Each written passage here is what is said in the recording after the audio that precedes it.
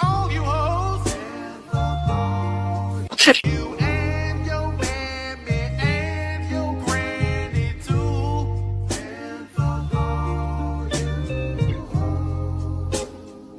I'm sick of this shit. All you hoes don't give a damn what you wanna do.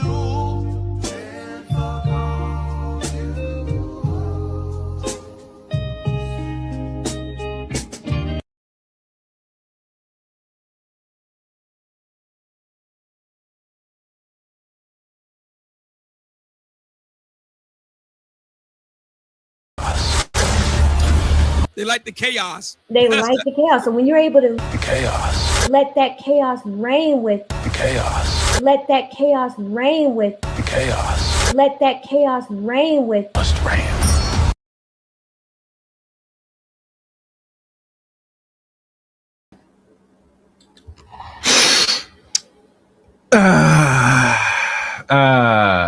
Yes, yes, yes, yes.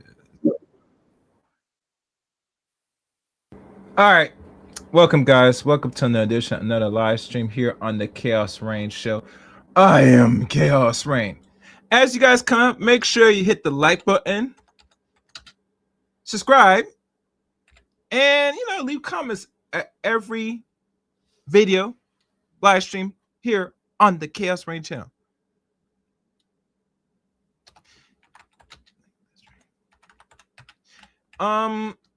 What we're going to talk about today is the untold truth that, as you see the thumbnail, a lot of black women have either an honest opinion about themselves and their disdain, or actual views of black men internally or overall. With a roundtable of women, majority of them are black, and the lady that hosts this and hosts many conversations, I'm not sure she's ADOS. Now that I think about it, but she could be. But her name is Mrs. L, I think. I'll find it. And the conversation was very intriguing in regards how they view reality, how they view themselves, and how they view what they can get out here. So no further ado, I'm going to play it. Leave your thoughts and opinions. I'll give commentary from time to time. Let's see how this goes. I believe mostly this is as honest black women are going to be on any live stream or any video that they have done so far. So let's go. Fairies, enjoy. I feel pressure to always be strong because I'm black. I am a woman who happens to be black, so the pressure is not on me to be this some type of like human, superficial person. My goal is to live my life and be the best person I can be. I don't feel pressure to do anything that I think something that's forced upon me to do. I don't. Now, let's keep in mind, no one has to really force you to do nothing as any person, man or woman.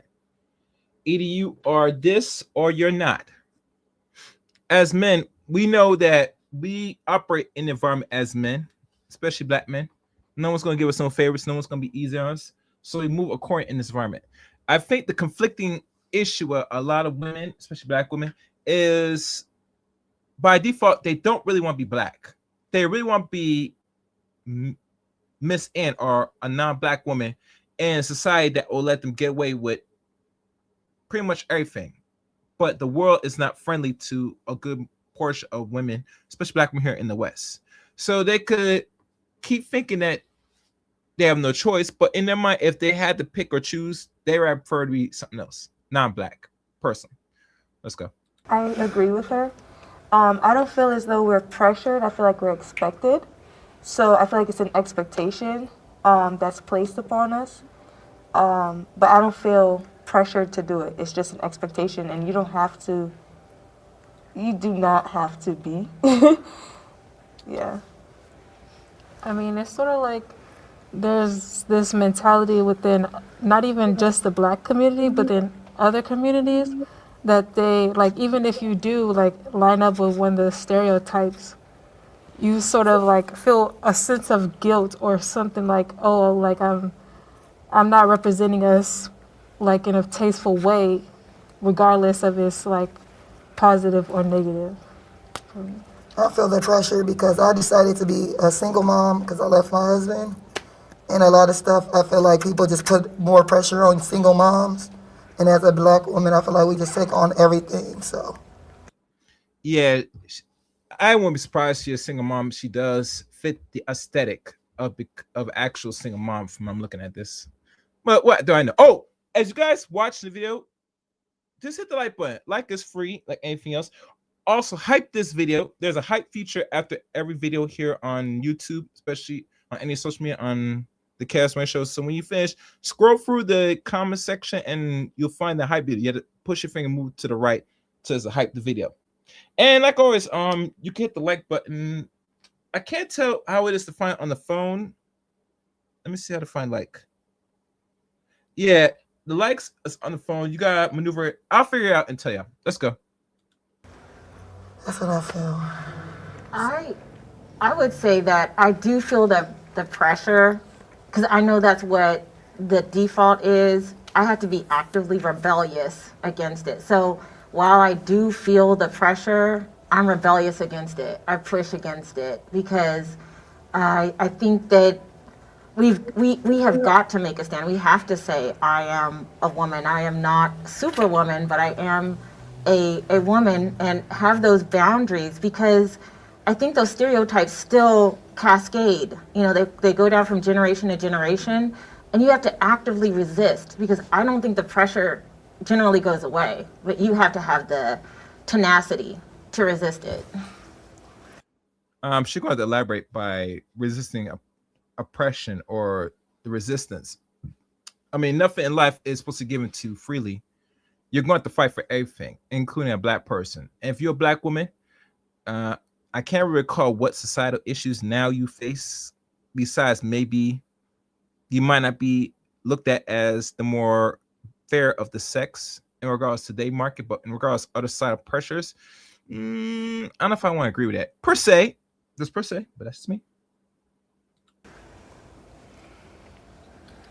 I would say, like, I definitely feel some pressure to be strong, and I felt it a lot, especially growing up in a majority white, like, I'm from the South, so there's always pressure to, one, not fulfill some stereotype that I know these people around me have, and not just because I was guessing it. Like, they would tell me you're like the quote unquote good black person, you're the good black girl. And I used to really I don't want to say that I enjoyed that, because it felt like, again, it's the whole idea of the white supremacist society that we live in, and like with these white people validating me and saying you're being like this good version of black people or whatever it is.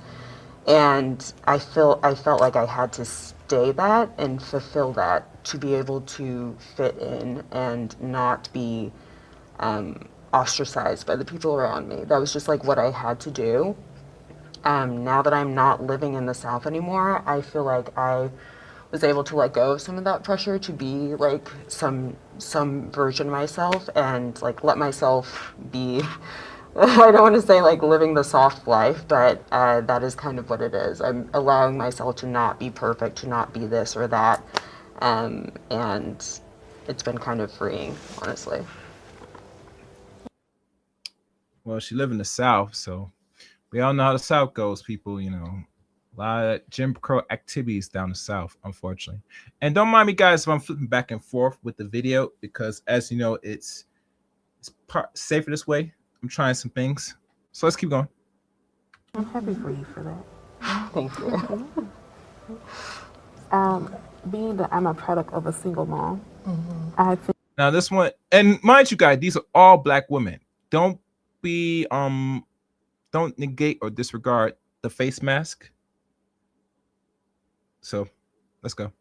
I've seen her work so hard. She had 3 kids by herself, put herself through nursing school, bought her own house. So I can see how that would feel for you. And I think that's probably why I'm so kind of like against it, because being a latchkey kid and also being the eldest daughter, it's like the responsibility was put on me because I had to be the person to kind of be the responsible one. And when I got to college, I was like, you know what? No. I'm tired of doing it. And also being from the South, I grew up in Alabama, and having, I don't know, and being a product of my stepmom, who's a white woman, and having that lens of her marrying my father when I was 5 years old, and they're still married, but seeing that other part of the spectrum, and her actually having a sister who is alt-right. It's kind of like seeing, and then also being kind of like, oh my God, Monica, you're so cute, like you're going to school. I'm like, but no, but also having a mom who's like pro everything, and her always kind of feeding into me saying, Monica, do your best. Don't do what I did. I'm living through you, but I want you to have the experiences I never got to have. And so with that, I say to myself, like, I don't have to be this person who I'm supposed to be through society. I can be just a black girl who likes to hear rock music. I can be a black girl who likes to go to plays. I can be a black girl who goes to a PWI, but still, does different things. And I don't feel the pressure to do anything different. So I think college, and by me, it kind of helped shift my mindset from that. And it all started with my mom to being a single parent. So you got it, girl. You gonna do it. Mary, this is like the rundown, the background themselves before they go into the subject at hand. So pay attention closely. Make sure you like the stream.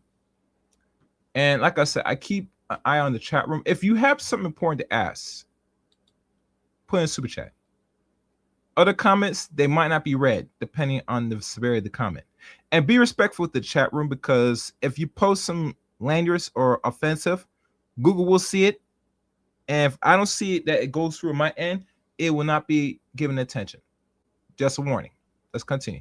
I think it's like case by case, because sometimes it's like, when you get to a certain point, you're like, okay, I just need to like there's no hiding this. But sometimes it's, and as you know, she's dressing look like scantily, a little bit risky, showing no bust, ain't no problem. Let's go. like, okay, like I can't be in these people's faces like looking crazy.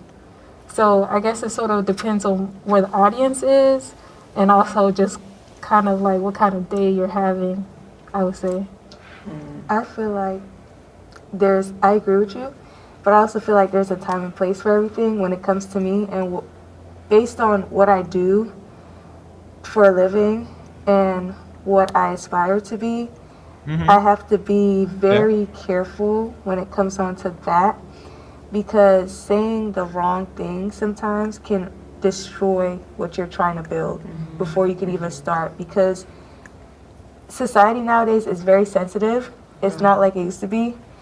And everybody take things personal, and sometimes the truth is the truth, but it's gonna ruffle a lot of people who's on top that you need to get you where you need to be. It's gonna ruffle their feathers, and that can destroy everything. So for me, like, I pick and choose. When it comes onto my career, certain things having to do with where I'm trying to go, no. But on my day-to-day life, when it comes on to like raising my daughter and so I take it she is raising her daughter, maybe alone, maybe co-parent, so she is a single mother. And you know how most dudes get. They have a very issue with single mothers. I do too, but let's hear her out. little things, yes, I'm not holding it back. If I got to hold it back in this aspect, everywhere else, it's not being held back. I feel like sometimes my community holds me hostage. I was raised in a all-white neighborhood too, and I think that if you don't like fit into like a certain type of Black woman, if you don't go along with like this playbook of like what you're supposed to believe about the world and what you're supposed to believe about people who are outside of the group. What are you supposed to believe politically, romantically? It's like there's this like manual that you got to follow, and if you don't, it's like you're not a real Black person, or you're, you know, I have slightly conservative views, like not even really that crazy, but it's like what you said, it's, everybody's so sensitive, and I feel like sometimes while we want to be seen as individuals, when it comes to certain things, they really do put the pressure, I feel it, the pressure on to, you know, you're not really Black if you don't vote this way, or you're not really Black if you don't date this kind of, marry this person. And it's very constraining, you know, and you sort of walk this line of. So I know what you mean by constraint. What do you mean by constraint? You know, marriage to a lot of women is more than this. You sit on your ass and do nothing. It is a sense of duty. It's not no constraint, because men have to fulfill obligations, duty when it comes to serious relationships and including marriage. You ladies are not exempt from duty, and this is why a lot of y'all, I can understand why the marriage rate for just Black men alone, it only lasts under 5 years. Not 5 years, under 5 years in generally. So I don't want to hear this crap about they survive longer when they're in interracial couples. No, you're going to survive regardless. If not, either the non-Black man's going to pull the plug or you're going to pull the plug. Because then you have to fulfill duty. And a lot of them don't see themselves as fulfilling their end of duty as wives. Let's continue. Like wanting to be accepted from, these are your people. It's like there's something so painful about being rejected by people who look like you, especially when you feel like you don't like have any other place to really go that these people look like you. I mean, yes, you can form these communities where they love you, you know, they're all, you know, looks like the United Colors of Benetton, your whole group of people, but like sometimes you just want your people to just be like embrace you. I feel like if you don't go by the playbook, you'll be punished for it. And it's not pretty. That's interesting. I feel like it's also who you have around you too. And my experience may be a little bit different. I grew up in an all Black neighborhood. Went to Black schools. Did marching band. Was exposed to HBCUs at like in elementary school. And what we always say, we had what we call kitchen table talk. And so there are some things that I would say in the kitchen with my folks that I would never say out in public, because for one, I'm not gonna be delusional and think, well, I can just be this person who's just speak her mind. I got bills I gotta pay. Keep that real. And also because my profession, I do customer service, and my view on something may not be her view or his view. So I have to be mindful of what I'm gonna say. But it depends on the audience as well too. I think you said it before. When you are in that community with people and can express yourself, and be like, sometimes you gotta educate our people. They think, you know, like, listen, that if you talk educated, you are a white girl. That is so crazy to me. But it's just like a trickle down effect from white supremacy and all the kind of stuff that, you know, we can go on top of that all day, because it's like almost beating a dead horse. And I feel like, with that being said, I can be myself, but I also learn not to have to code switch, because I used to do that years ago. And I'm like, why are you code switching? Do you white folks ain't gonna like you anyway? Oh, you have to code switch because you're in enemy lines, behind enemy territory. If you act and carry and conduct yourself like Keisha, then white people, white boys, generally, white girls internally, or also as well, are going to give you that look and say, who's this darky here? Why is she acting ghetto? And you know, trust me, they're going to do the stereotypes in front of you, behind your back, whisper behind other in their group saying, oh my God, she got a big butt.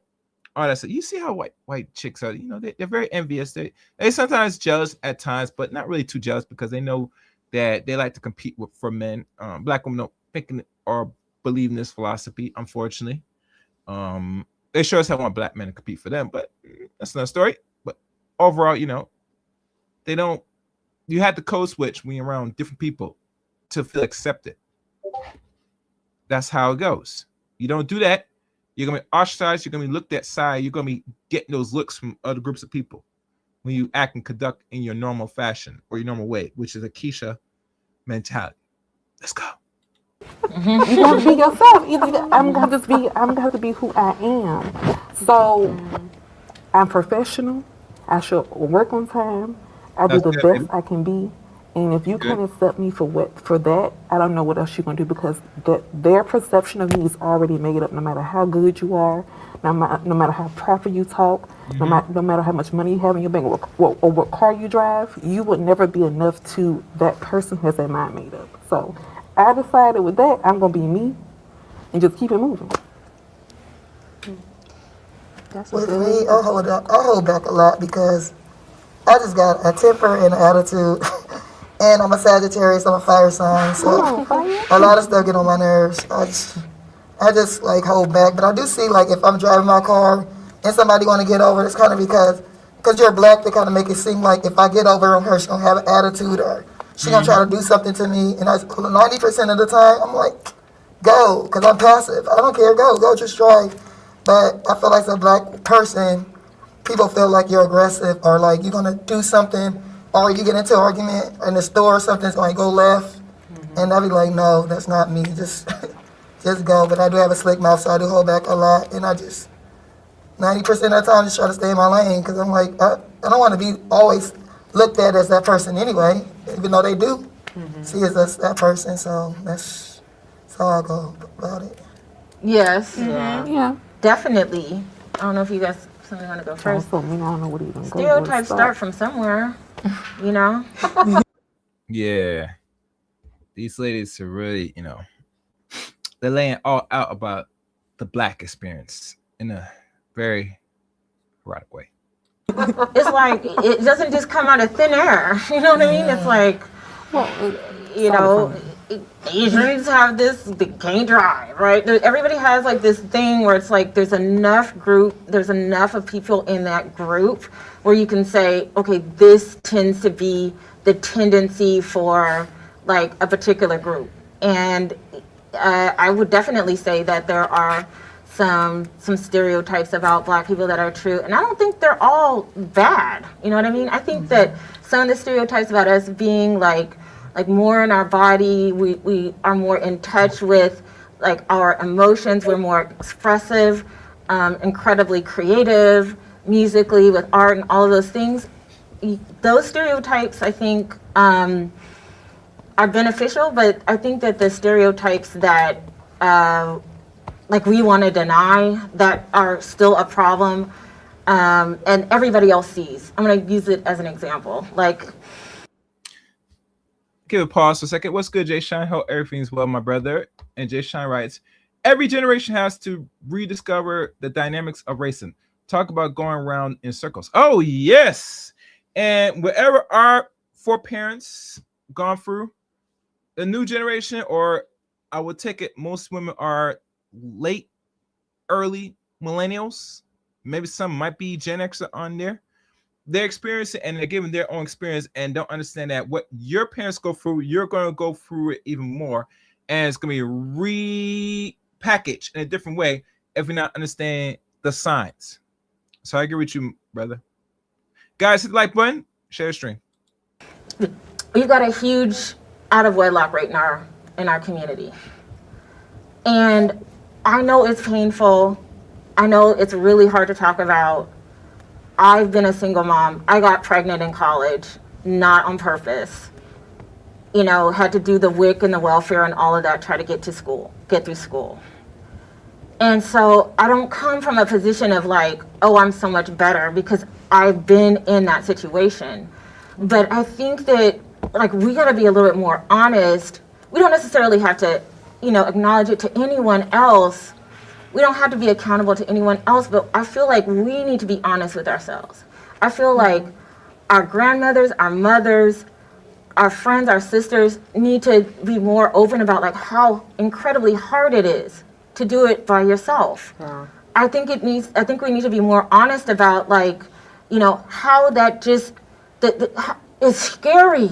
How you coming home from work, you're 5 minutes late to pick up your kid from daycare. They want to charge you $30 a minute, and you're stuck in traffic, and you just weep, and there's nobody you can call and say, I can't do all of it, and you feel like I got to be strong, I got to have it put together, but we aren't honest about like how truly hard it is, and I think that's a stereotype that has been harmful for us, and if not acknowledging it outside of the community, we don't have to do that, but we do need to acknowledge it within our community. Yeah, like she said.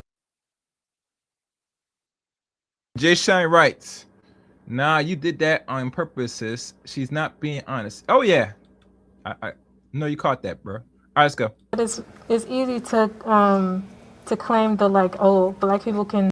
Oh, guys, hit the like button.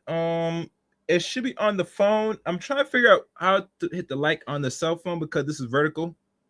So let's go. Cook, they can sing, they're super athletic, but then when you bring in, oh, they gangbang, they steal, like they're less smart or capable within society. It makes you double think, like maybe there are some things that we can work on, but I don't think that we can. Okay, I figured out if you're using your cell phone to watch this on your phones, hit the 3 dots on the upper right corner of your cell phone, or I believe tablet, depending how it's structured, and that will give you the features to give this video a like or give this video a dislike. I figured out now. You can also chat live in the chat room if you're a subscriber. Well, obviously, to give likes to this video, you have to hit the 3 dots on a cell phone, and it'll show the extra features. So let's let y'all know. Let's go. Necessarily reject all of them either, if that makes sense. It's nuance. It's nuance. I will say, like, I would push back on, okay, the stereotype of black people not being as smart. I mean, that's not true. I don't think And that's it's true. really related to just like lack of funding and education and all Yeah. this stuff. Like, that's what it's like. There are sometimes there are stereotypes that are realized because of the systems and the infrastructures that we are raised in. It's not necessarily something innate, and I think that's something, especially a lot of people on the more alt-right side or conservative side, they like to believe that black people are literally like this way because of our genetics or because that like we are made this way, and that's not the case at all. I mean, if it's genetic, like I mean, go back to like all of the immigrants from like Africa. Do you know how intelligent and smart they are? Mm-hmm. Like they're all doctors or like lawyers, all this stuff. They're incredible, and they're related to us by way of course, but the fact that we are, I'm not sure if all of us are like children and descendants of enslaved Africans in the United States, but the fact of the matter of like the society that our parents and grandparents lived in, like, and the ramifications are still happening, like something like intelligence that is not it's not innate at all. Definitely. I have felt ashamed of my natural features at some point. All right, before we move on to the next stage, Jay Shine writes, single motherhood is an absolute choice. Yes, it is a choice, Jay Shine. And they choose it every day, all day, even till Sunday. And I think the next one, what's this one it says? Hold on, let me read this.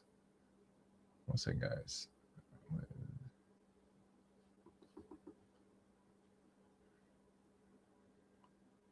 Hold on, guys.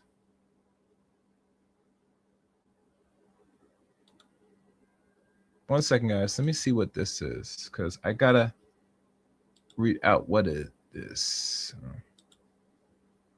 Repause. Make sure you guys hit the like button. Let's take a look.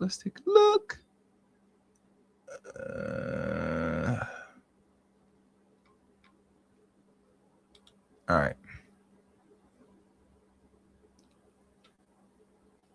This one, the next section is called I feel pressure to always be strong because I'm black. This one should be interesting. This should be interesting. All right, let's go. I want to start. I see a lot of girls like lately doing like black girls because we have like wider noses, doing a lot of like stuff to their nose, and I'm like, that is the craziest thing I've ever seen. It's like getting worse and worse. Like I'll go on social media.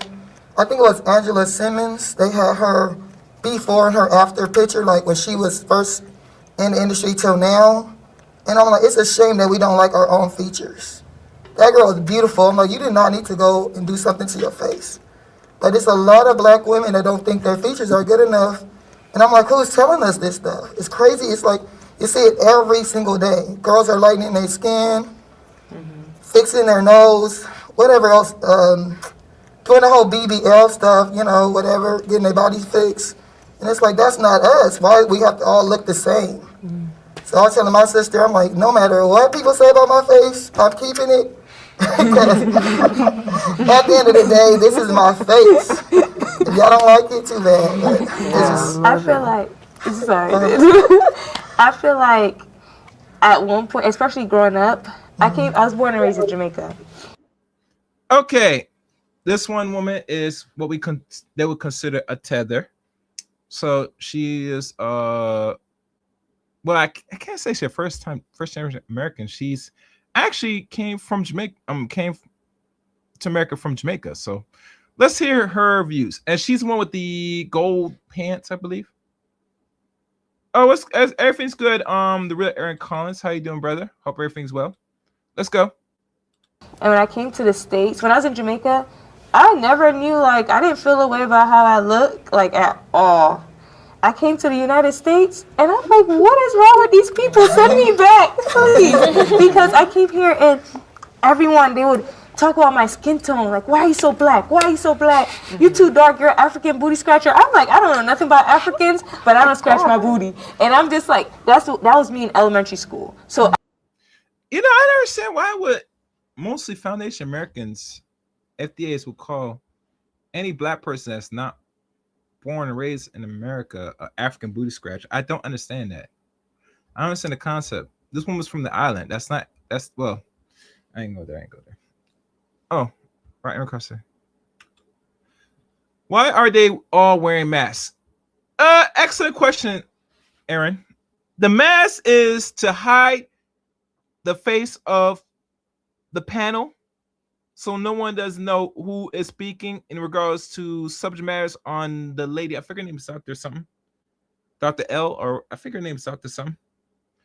She's trying something different. She's trying to give more, open up for more what's the word? To ladies feel comfortable coming on her podcast without revealing themselves. Now, at the end, she gives these ladies a choice to remove the mask. So this is something she's trying new. She's trying the masking to give more opportunity for women to come on her show and have the conversation of topics from racism to skin tone to weight and other things. Oh, that's good, Akiba. All right, let's go. I feel like it starts young, and I feel like it stems from what they're hearing from their parents, what they're seeing at home and stuff. Because I'll go to school and I'm getting tormented by the way about the way I look, and I always hated because of that. I went from not caring and loving myself to hating my skin tone. I used to try to rub things on my skin at home. My lips. They used to talk about my lips, and I'm like, I don't really got that much lips, but damn. They used to talk about my lips. They used to talk about my nose. And I noticed that over time as I grew older. Akiba, I'm starting to notice this with a lot of black women that's on a lot of podcasts. They are exuding certain trauma that they've gone through childhood, mostly by their mothers, because most black children boys, girls are raised by mother alone most of the time. So there's some trauma there, unfortunately, and you could see it out in the open. Okay. Then Aaron writes, it's kind of defeating the purpose of them being on the panel to mask up, but whatever. Yeah, it does. And I'm not really too fond. If you're afraid to join a conversation on videotape, and the host that developed this podcast, this YouTube channel, has to change up strategies to get more Black women into her podcast by creating this, it lets me know that a lot of them don't want to come on and have the real in-depth conversations. And trust me, this Dr. Woman, she has a very unique podcast. I'm not sure what her profession doctor is because I haven't really looked in detail. Matter of fact, let me look what her profession is. Let me see. Dr. Daft Show. She bridges the perspective building understanding. So let me see what's her profession. It's hard to tell what her profession is, to be honest with you. I don't see it, guys. All right, let's keep going. I'm not gonna waste time. I know you guys don't want to hear me talk, so let's go. Now I'm gonna read y'all comments after this. That it started seeping into my household. So it was now the adults that's coming and like, oh, you're built like this. Oh, your nose is this. Our family our nose are slimmer. Your nose, and I'm like, wait, now it's going to the older people in my family, and it's like you're looking at what you're seeing outside of the household and online and on TV, and now you're judging. Your genetic, it's in our blood. So I feel like things that you can't change shouldn't be judged, and I feel like that's something I had to learn over time, and that's why now, like more than ever, I embrace every aspect of me, especially my skin. Oh, baby, you can't tell me nothing now. If you're not dark, I feel like something's wrong with you. I'm just kidding. But like seriously, like now that's how I view it. It's like, okay, clearly people like, I feel like TV shows, movies, they feed that to us to try to let us doubt ourselves and not see our value, not see our worth. At the end of the day, our skin tone, we could go in the sun. We're not going to, like, you know, like, everything is made on us for a reason. Like, right now, I can't breathe. Now, if I change my nose to this, how am I going to breathe? No offense. You know, I ain't going to lie. I mean, yeah, if she feels if you go through the under knife and get your nose cut from big nose to thin nose, it will affect your breathing. Case in point, Michael Jackson, anybody? And trust me, Michael disfigured his nose multiple times because of the Jackson line, blood lineage, unfortunately. And Akibab writes, hold on. Let me see what you say, Akibab. Indeed, but as they grow up, they end up blaming Jermaine. Yeah, oh yeah. I forgot. Do I got that skit? Yeah. I think I do got that skit. Let me run that video. It's good for you mentioned about Jermaine. We all forgot about Jermaine. Where are you, Jermaine? Where are you? Oh, wait. Is that Jermaine? Yeah, here we go. That's what he says. I'm done with life, and it's all Jermaine's fault. It's always Jermaine's fault. I'm done. Yes, you're done. You're done. Let's continue. But I feel like everybody is built a certain way for a reason. So I feel like we shouldn't be, oh my God, you're too dark. You know, just be you. Accept yourself for what you are. Because there's family members that's blonde hair, blue eyes, like, you know, and it's like, oh, you're still cute, you're beautiful. Like, so I feel like everyone should get that same feeling, no matter how you look. Well, I feel like for me, it's sort of like I had this pressure. Well, like I've always been sort of athletic, and I always felt like I need to have a certain thinness, but like I don't like my body type is more athletic build instead of like slim. So I always like had this, I guess, internal insecurity of like looking too manly or something like that, looking too bulky. Baby, you don't look bulky from the look of this, from what my eyes are seeing outside looking. look like you got some. Your body might be slim built, possibly. God knows. Let's hope you're not too built up. Keep it modest. Keep it as natural as possible. We hope and pray. Oh, what do you mean by Jermaine Jackson? No, it's blame it on Jermaine. It's like an old slogan that the space call it the real Aaron Collins. Anytime something goes wrong in the black woman's life, they there's a term they call it. They always blame Jermaine. I think it's some movie slogan. I can't remember where it really directly comes from, but I remember hearing about that in some movie, I believe. All right, let's go. And I feel like as black women, we already like get masculinized a lot. Yeah. So I felt like I needed to be like dainty. I needed to be like, I felt like I needed to eat less. I needed to like do cardio and stuff so to look more dainty and princessy and like looking more like athletic, or I would say like warrior like. It's something how I look at it now, but before I felt like, oh, I don't want to bulk up too much. I don't want to look like a man. I don't want to be too beefy and stuff. But I feel like that's an extra layer of like pressure for me to be like, I don't know, like I said, smaller. It's so funny you say about the weight. Yeah. So for me, I was always a plus size girl. Growing up, I was big. I had a big nose. Still do. It looks great now. I have Not a few plus size, baby. And then I was shaped. So growing up down south, you got to think about how we get sexualized as a children so young. And I will always, I think a memory, I'm probably like 10 years old. And this guy. I'm not sure if you guys see this lady in the jean outfit, I believe. Does she look like she's plus size? It's hard for me to tell. I think she was once plus size. Yeah, guys, be a judge. And let me see. Akiba writes, most black women are not this honest about these topics, especially what she is referred to. Black women never went to the gym before the mid-90s.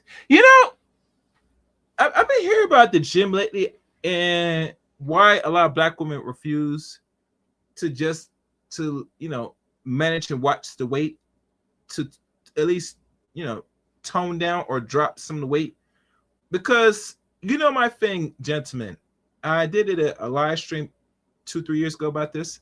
If anything, if you're a black woman of certain heights, the average height right now is 5'3" to 5'4" in America right now as it stands, right?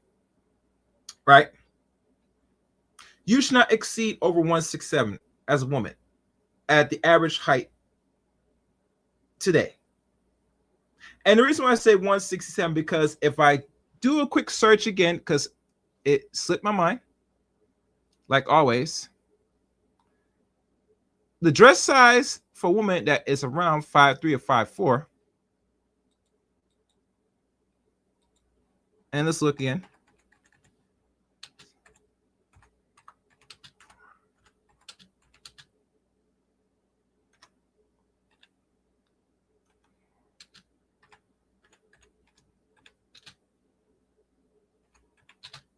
Let me look at this.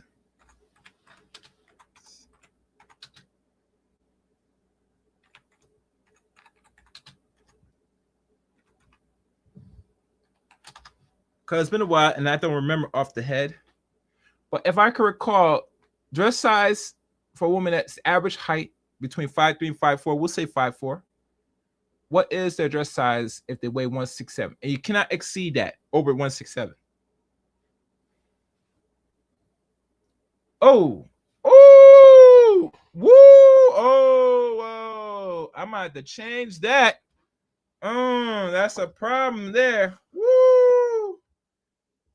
A woman that overpass 167, their dress size falls the range 12 to size 16. That's overweight, and we could even go as far as we could label it as obese. Oh, I might have to rechange that. That's a bit too heavy. Usually you want to be a dress size. No, you don't want to go beyond 8. 8 is pushing it, but we could take it as a black man. We could accept it. I'm going to do some more digging. I gotta do some more digging on this because this has to be examined. Before I do, let me read your next comment, Akiba. The term Jermaine's fault comes from the lady in the clip aliving her boyfriend whose name was Jermaine. Oh, okay. Thank you, Akiba, for educating me, and I hope that answers the question. The real Aaron Collins. All right, let's go. Guy comes up to me and tries to talk to me, my mom, because I'm out in a Walmart.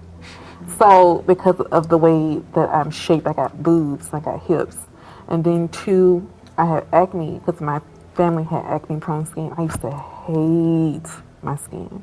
I used to hate the way that I looked, and it didn't help that I didn't see myself on TV. It didn't help I didn't see a bigger girl. I didn't see a girl who had who's not quote unquote your ideal woman of being someone who's pretty.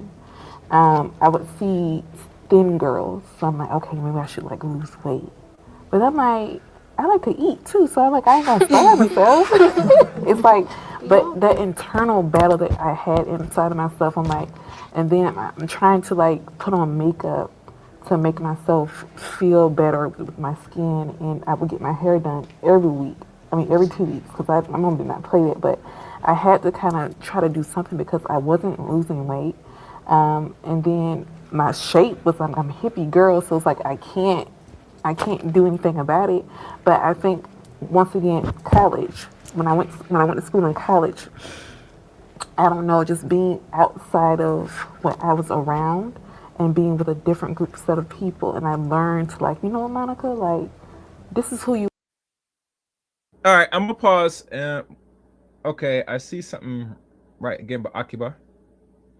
Do you remember the all women's gym that failed in the 90s because women flood the men's gym because they like the attention they get being half naked around men? Just look at their behavior. Yeah, I'm gonna say this. This is gonna sound unpopular. I'm gonna keep that comment up there. I'm gonna say this personally. Women do not work out for themselves. Overall, if they're going to work out in any facility, they want to be in the presence of the men because they want the men to look at their bodies. They want the men to gawk. They love the attention, period. If that was not the case, a lot of women would not be in any gym where men are present. Do you guys agree? Disagree? If being around the present men is an issue for a lot of women, they will not go to the gym where it's everybody, including the male sex, in the gym. They would do workouts either at home or band with other women to have a women's only gym for themselves. That's how it will normally go. But they will not do that because they need the men to keep an eye on them. They need the eyeballs. They need men to really shoot their shot. They want men to, stumble the words, fall on equipment, all this stuff, especially if they got their bodies augment, aka getting BBLs and stuff. The gym was called the Curbs. Look it up. Okay, let's continue. You're not gonna do anything. You're not gonna get no BBL. You're not gonna get no lipo. Hell, you can't afford it. So, so what you gonna do? Oh, bullshit! Some women find a way to get the money to get the BBL and liposuction. I mean, I know one young woman that I talked to on social media. I might have. She went and got more. I think she got 2 different BBLs. Now I think about it. Yeah, she got some work done on her body, and she's not even 30 years old yet. Let that sink in. Let's go. Just accept who you are, and I started to learn more about skincare, and I started learning more about makeup, which is how I got into my career. And I said, okay, I'm only one me, and I've seen girls who I thought were beautiful girls, and they will come and talk to me about confidence.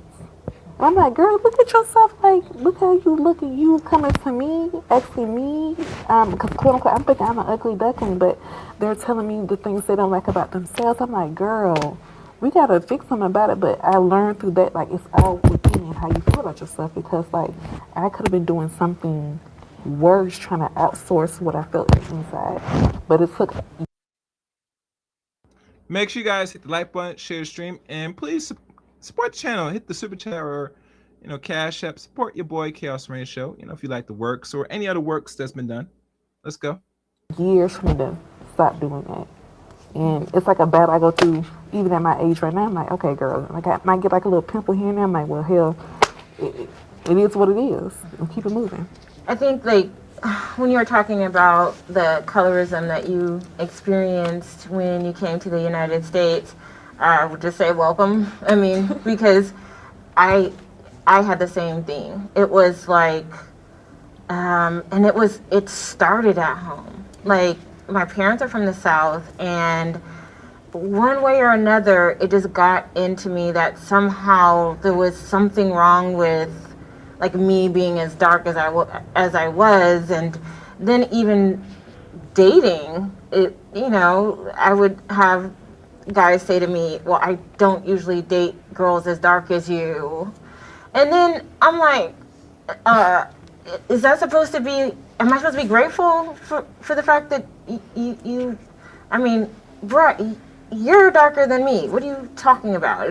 And it's like, well, I have to think about like, what are my kids gonna look like? And so it was this sort of thing of like, I remember being a little kid and looking through like Ebony and Essence and stuff, and I was like, if I could just be pretty, if I could just be like a little bit lighter, if I could just be a little bit lighter, then I would be pretty.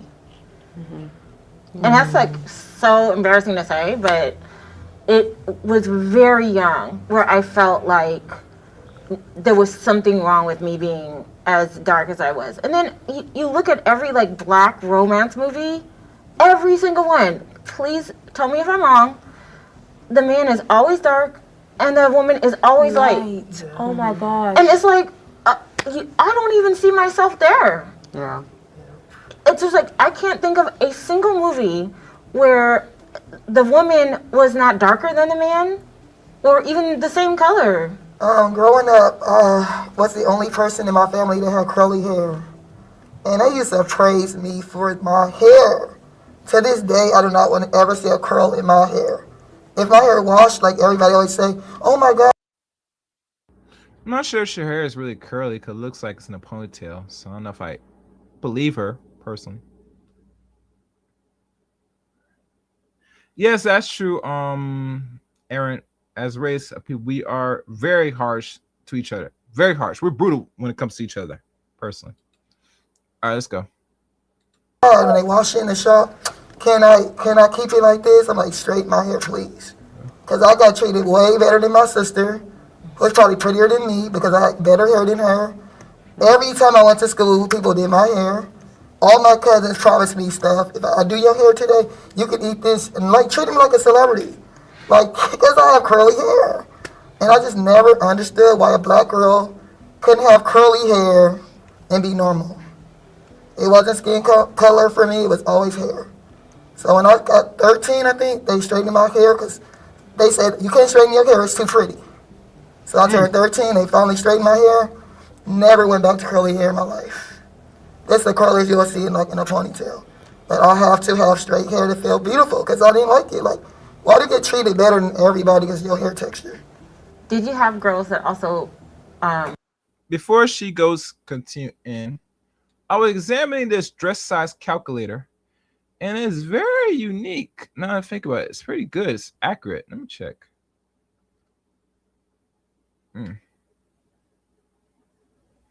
Let's look.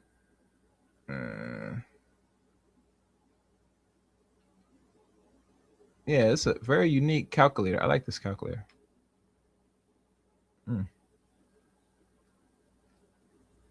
I have to really experiment on it, how it works. But anyhow, let's keep going. I'm not gonna mess with today. Feel jealous? Like, would they just not like you because you had hair like that and they didn't? Yeah, none of my cousins had curly hair or hair at all. Not to be mean, but like a lot of girls growing up dark skin, they didn't have hair. And I'm the only one with hair like 10 here. So it was bad. So I don't know. That was my thing. I had to grow up with curly hair, and it was always... You're laughing over there. It's not funny. It was always a thing. To the point where people still to this day ask me, like, Are you mixed with Hispanic? Are you mixed with Dominican? Why do you have curly hair? And I'm like, how can you still see my texture of my hair? But it's just always been here for me. It's crazy how adults can put stereotypes on children. I know. And how it can scar you for the rest of your life. I can't really say I had an issue. Well, I can think of something in particular my aunt had said to me. She was like, you were lighter in this picture, but now you're darker. That was like, okay. So that and them always kind of comparing themselves when it comes to weight. Like, it's always like, well, you know, your auntie, she didn't gain weight, or girl, you didn't put some pounds on you. It's like, people put their insecurities off on you, and you think of a child, how a child absorbs so much stuff, and them unknowingly taking it to school because you know they done heard good hair, bad hair from the kitchen table talk at home, and now they have developed this thing about it.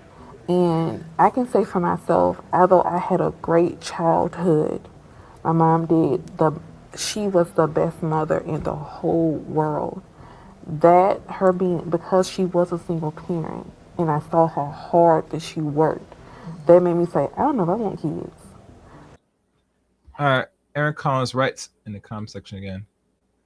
It is a shame that they have to wear masks just to be heard. Yeah, I mean, not to be heard, but someone will not come on air because of this new style she's trying to present to make and have random different women, particularly black women, come on the air to have the conversation. It's weird, but it is what it is. If you stay tuned, you might see someone might reveal themselves. Let's go. Because she had no time for self. And so that kind of like, you know, I know I'm kind of pulling another topic from there, but it's going to all come together. But it's like those stereotypes and just the family just saying things about your body. And like, you're not thinking about your hips. You're not thinking about your hair. You're not thinking about your full lips, or even having an uncle look at you like something's wrong, or looking at your body. It's like, adults are disgusting because a child is sitting here thinking nothing about that. And it's just like, when I hear stories about people saying, oh, like, this has hurt me, like, when did it happen? Well, when I was a child. Like, you still have that wound inside of you that can't be healed because you can't talk to your mother or your father or your grandfather, because they don't believe they did anything wrong because of their trauma. And it's kind of like, what are you going to do? So are you going to be the person who's going to break that chain? And I can say for myself, my mama was that person to break that chain, because my family is toxic. And I can say, if I were around those people growing up, I would not be the person I am today. So I secretly resent movements like BLM and DEI.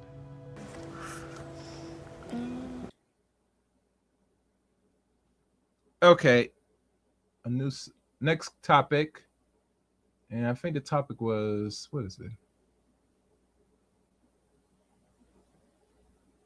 Hold on.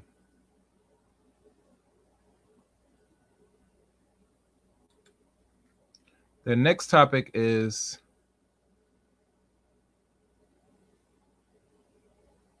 okay.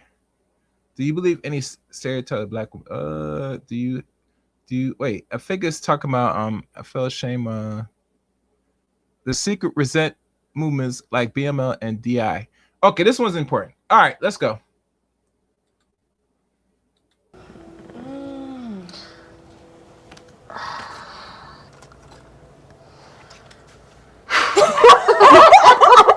Now, out of that, 2 said red. I think 2 said green, or 3 mean green. So I think they agree. Green is agreeing. Red is I disagree. So this should be interesting. Yeah. Okay. How can I explain this? I secretly resent them sometimes because of how a lot of people on the other side of the aisle will use certain like outlier things to discredit the entirety of the movement. Like the idea that if a black person is in like a high, like a very intense role or whatever, that you don't usually see a lot of black people in, they're going to say it's really just because they're filling a quota or whatever, and discrediting the accomplishments that black person really worked hard for to get to that place. So that's kind of why I would say I don't resent the movement as a whole, just like how sometimes it can be twisted to discredit people who actually work so incredibly hard to get to where they are. And a lot of times you're just seen as like, oh, a diversity hire, and it's just so obnoxious. It's patronizing. You know, it's like they automatically just assume, and there's just this level of like, I don't know, I feel like sometimes it's like a video game. It's like, oh, we're gonna get, okay, we want to check all the boxes, so we're gonna get a black lesbian with one leg who's autistic, you know, so we can just check all the boxes. Yeah, you know, it's funny. They said that the women, some were fat, and I did not know a few of them could be autistic. You gotta keep in mind, they're paid by what is labeled the majority of the population of the people, which is non-black people. And really, truly, BML as it stands, and right now, what I'm hearing that they're going through some federal investigation right now, is it outlived its purpose when it first was established back in 2020 or 2021, one of them years. So after 5 to 4 years, what they have to show for it, but taking money and getting money from outside sources, but not really doing enough for the black community. I don't care what anybody tell me. Let's go. And you're not even seeing me. You don't see me. I'm just this thing you can check off. Yeah. And like, does it matter that I'm good? Does it matter that I'm smart? Or are you just doing this to like make yourself feel better? Because as soon as I walk out of line from what you think I'm supposed to be, then all of a sudden, then I become the uppity Negro. Like, how dare you? Don't you know that we are the reasons why you have all of the things that you have? Like, how dare you uppity Negress to like have anything to say about anything? Don't you see all the things we do for you? Yes, that is so, it enrages me. It doesn't mean that those things aren't important if they're implemented in the right way. But I don't like oh my gosh, there's this term, the soft bigotry of low expectations. And people don't think that is racist, but that is extremely racist. When you look at me and you say, oh, you poor thing, let me save you. I want to punch them in the throat. Like, no, I don't. Look at me, I am intelligent, I can do it. Give me the chance. I don't want that to be the first thing people think about me if I were to be in a position. I want to be excellent. And I want you to be hiring me because I'm excellent, not because, you know, I am the crippled black lesbian, you know, that just gets all the boxes checked for you. Like, I'm a person. Yeah. Honestly, I don't feel like only black people benefited from the DEI. It wasn't specifically and only for black people, but black people became the poster child because it boiled down to, oh, let's just help the weakest links get a leg up. And I feel like that's the connotation that grew. But I think the actual origination, like, of DEI and of Black Lives Matter, like, we rallied together because of Trayvon Martin. And we became a community, and we stood for something as a community. And I feel like that's the image of Black Lives Matter that I want to think of when I think of Black Lives Matter. And of course, it always it comes with the All Lives Matter and like the Blue Lives Matter and those type of things try to tarnish the reputation that we built from those movements.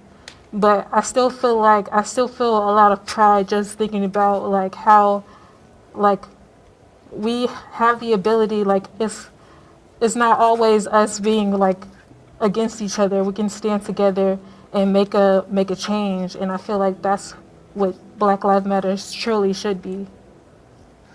I agree with everyone. I feel like everything has its benefits and negative sides to them. And not all good things are what they seem or portrayed to be. I feel like for a lot of a lot of black people especially, and a lot of people in general, if it wasn't for this, a lot of us wouldn't get certain opportunities. I'm not gonna lie, I've gotten an opportunity simply because they needed one black girl. You know, it's funny. She mentioned about the opportunity with the DEI. Its real essence is to keep taking money and keep money for white folks or the white collective by, having upfront one black token person, but the majority of them are still non-black because they don't want to be perceived as racist in America. Others that watch us or come to this country, so they got to keep the game going by saying, if I have one of y'all in, it justified that I'm not racist, but you are because you still hire people that is your own in the opposites of DEI. So to sit there and say you put in a black person because you didn't meet the quota is an understatement in itself. And there are black people that are qualified for these jobs, but they're more geared to really preserve their own. So yeah, she might get the job because they needed you, but overall they don't want to put you there because they're filling quotas. So if you're a black woman, you have a good chance getting there. Black man, you might not have no chance, possibly. Let's go. And there are some black men that got it through for DI, but really it was not designed for black folks, especially black men. One dark-skinned girl to fill that spot. And it's like, even with my daughter's school, my daughter goes to a majority white school. The best school, one of the top schools in Texas. And you can count on one hand how many kids that is our color is in that school, or that entire elementary school. And I'm grateful for it because it's helping my daughter. She's able to see all aspects. And if it wasn't for that, she wouldn't be in that school. She wouldn't be able to get that level of education, that the quality that these kids are getting, if it wasn't for that being set in place. But like I said, not things that's deemed to be good is always that great. There's downsides to everything. Yeah, I think everything has its pros and cons. Like what Black Lives Matter, what it was made for was for Trayvon Martin. And DEI, I think the people who mostly benefited from it were women, if I'm not mistaken. Specifically White white women. Yeah, right. Exactly. You see what I'm saying? So We it's became close to like, trial with this. and it's kind of like we've always been scapegoat. It don't matter if the sky turned purple or somebody black did it. They did it. We're gonna always be the scapegoat. So my thing is like, are we gonna keep on just fussing and fighting about it, or are we gonna do something about it? You get what I'm saying? I am no type of person to be some type of organized activist of anything like that. I would say that, but I'm gonna say like, it's very nuanced, which is a lot of things very nuanced. There's no right or no wrong answer to it. Like, people are validated by their feelings. And it doesn't help that the founder of Black Lives Matter was a person who was stealing money either. So that doesn't help that she was around here buying mansions and going on trips. But that was the whole purpose of putting these women in regards when they're black issues, black deletions, and black exploitation. Those women are put in front for them, for the actual society, you can call them dominant society or whatever, to pay them money so that they could live a lavish lifestyle on the pockets of and the suffering of the black community. So when you find stories of them taking money, or what they said, they're stealing money and stuff and buying mansions, buying parties, taking care of bum ass dudes, that's expected because the whole end game is to distract you of your oppression. When things happen like that, you should be rallying in and trying to push legislation, policy in place, not to sit there and stand up and march and take money from not only from the black collective, but also getting money from outside sources to fund your illusion lifestyle. So I would say personally, I'm glad this is no longer there and it's shut down completely. Let's go. When there are black and brown people getting murdered in the street from police, who do have gangs in their organization. But that's like a whole different thing. So I see everyone's I point. see. Yeah. It's Only way they know if it's genuine or not. Yeah. Like, It's weird when like they come to rallies and then they start shit like they feel anger in our place and then they act in ways that maybe are like they go to people like peaceful protests and then they start throwing bricks in the windows or they start like agitating the police just because they want to make that like a activist kind of movement. But for the people who follow the rules of like true allyship, like if we're saying this is a peaceful protest and we keep it within that, then that's what happens. But if they like start stirring the pot, like are you really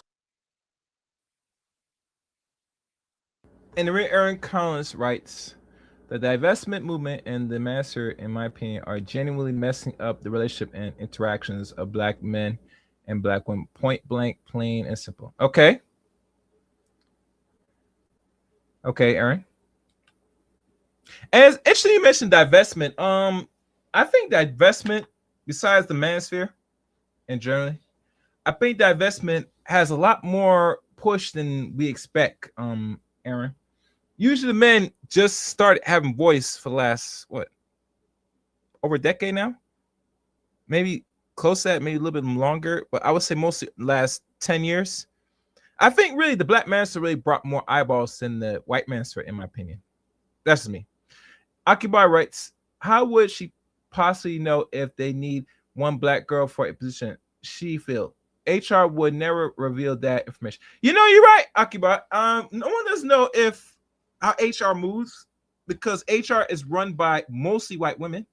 Some black women aren't, but I think mostly people that's in HR is mostly non-black people, especially women. That's why HR is going to be gutted right now if it's not gutted right now with artificial intelligence. So you think HR might be as good as bad? You have not seen nothing when AI comes in. All right, let's go. here because you want to make change, or are you just wanting to have that adrenaline rush and like use this as like a way to pat yourself on the back? I think it's a lot of that. I think it's a lot of, you know, look at me, I'm so virtuous. You know, I'm so, you know, I've already apologized 11 times for being white. And so now I'm so woke. I'm going to get on TikTok and tell everybody what you won't say to black women today. I'm like, Becky, excuse me. And so Becky will proceed to tell everyone what you're not supposed to say to a black woman today. And I'm like, you know, when it gets to the point of where it's more than just allyship, it's let me show you how to do this better, or let me like just stand over here so that I can be the focus and I can get some sort of dopamine hit by everybody clapping like seals because I'm on the right side of history. I think a lot of it is fake. I think like the screeching boomers, where I see them on my timeline with the blue hair, what are you doing? There was one time that was just really blatantly racist. I am not a MAGA person, but there are some black people who are MAGA.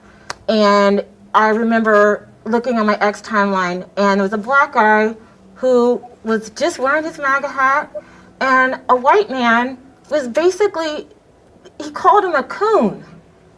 He said, you know, you hate yourself and you would think that I'd be the one. And he's like this white guy, big old belly. You think that I'd be the one wearing that hat, but look at you. You're a disgrace.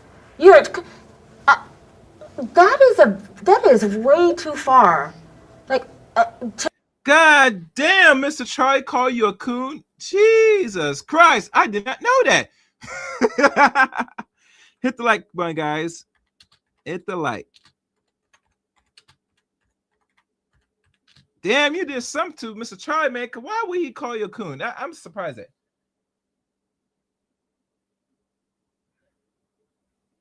Yeah, that's why Aaron, they're gonna lot of those jobs that easy pace, what they call paper pushers and typing the keyboard, that is actually automated and can be easily automated now. And word on the street is because women run HR and they have a certain discrepancy between, certain issues when it comes to men and women relationships on the job. It becomes a problem when you have only a certain set of sex running the department that decides your fate. Either you stay higher or you get fired, or some other things, disciplinary acts when you're working for a corporation. So I'm not saying that people cannot work for HR. HR should be staying where human beings are still active, but I just don't see it possible, because at any, like any institution or corporation that's funded, if they're in the business to save money, they will save money and they're going to gut it. And a lot of women, that's most majority there, are going to lose their jobs in the HR department. All right, let's keep going.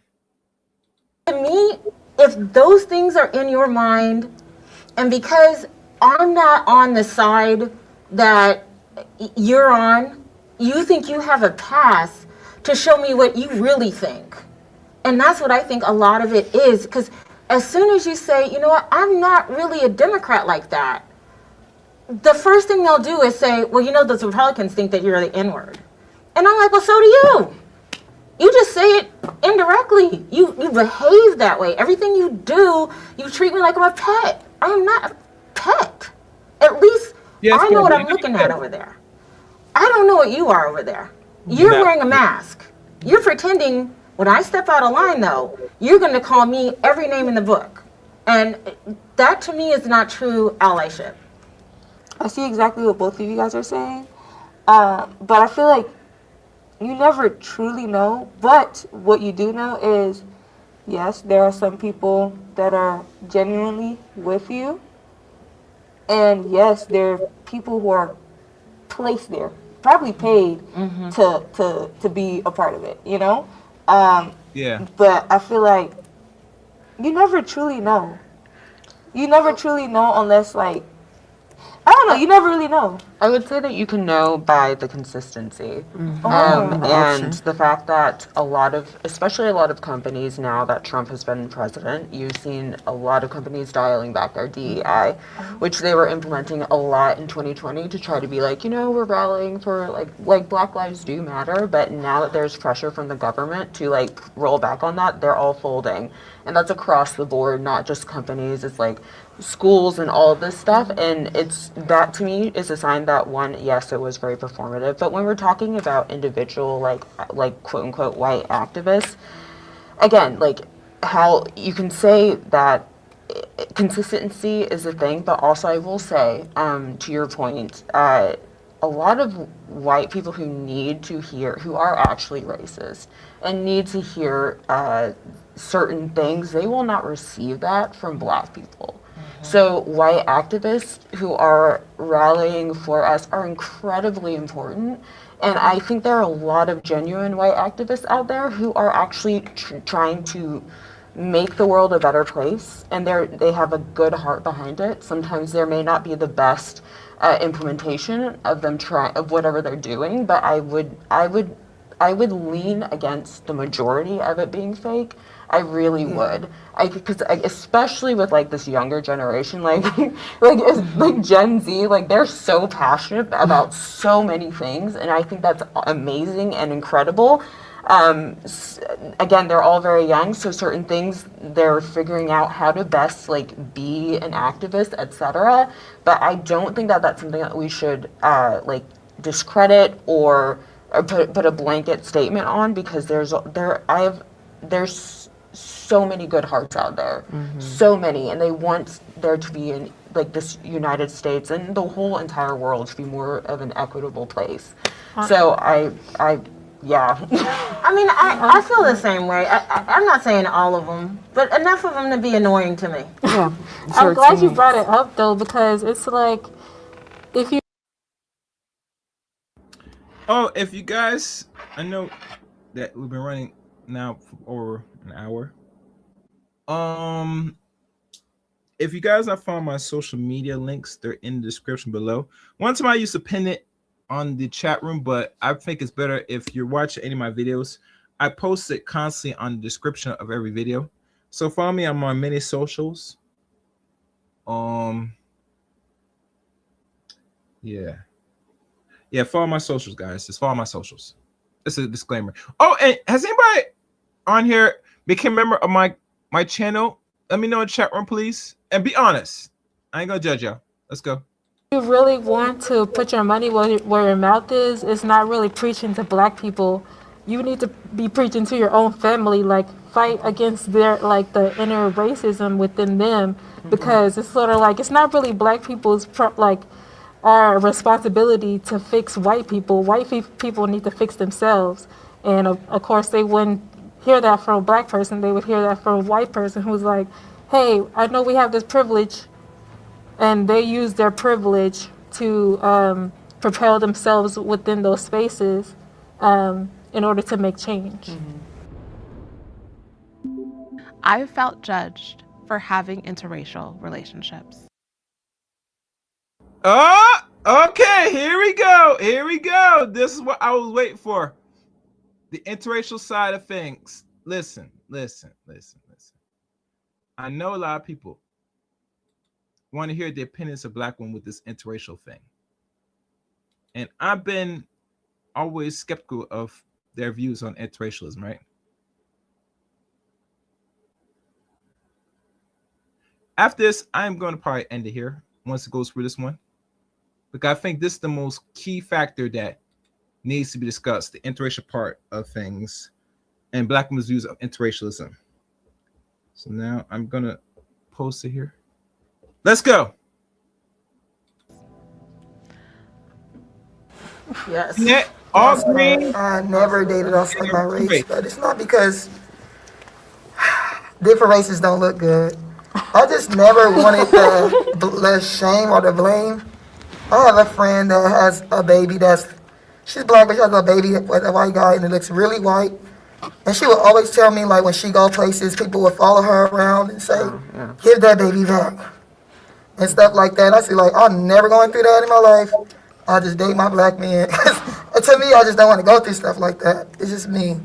I don't want to already live in a world where we already judged and looked at, and I said, that's not for me. I just can see myself moving towards life where I always get judged by who I'm dating. Or sometimes when she have a bad day, or we was at Costco one day, and it was like going really bad for us because I guess he has the ID, whatever you need to show. And we were still like trying to get in or whatever we were doing, trying to like get food. Soon as he showed up, that's all of a sudden everybody bowed down to him. I said, I cannot live my life like that, where if my man don't show up, no one's gonna take me like serious. I'm like, I don't want that life. But some people could go through it and that's them. But I'm like, that's not for me. That's not for me. So the woman on the left says she doesn't believe in it. She doesn't like it. She doesn't really mess with it. I don't know if you guys agree. The lady on the left with the, I think jean overalls with the ponytail, she says she don't likes it. She don't do it. Yeah, agree or disagree? If she hasn't really swirled or messed with a non-black man in her life? Leave it in the comment section.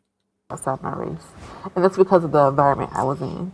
I mean, I grew up in Alabama, was black everywhere, and then it's a little spring. You know, you're attracting, you date people who are in your proximity, and so that was my experience. Now I do think, you know, I don't mind going to the other side. I've just never been presented that opportunity. So, but also too, my like I said before earlier, my stepmom is a white woman, so I've been exposed to interracial dating, which it can be very, very tricky when it comes to conversations and experiences. You have a white woman who grew up in Alabama. You have a black man who grew up in Alabama.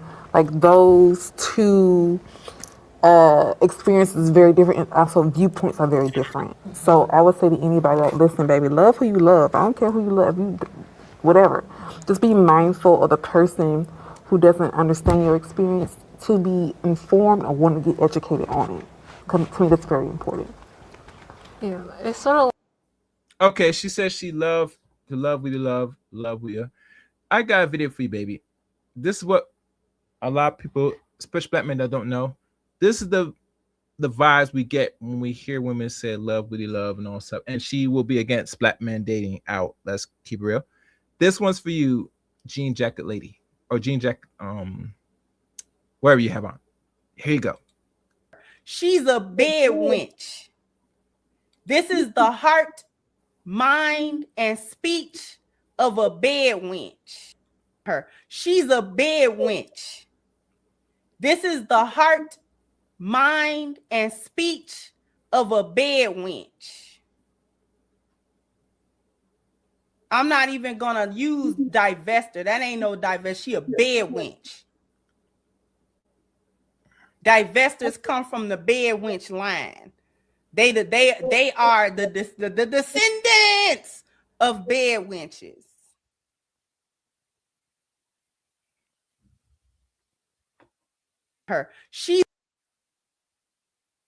That was for you, my sweetie.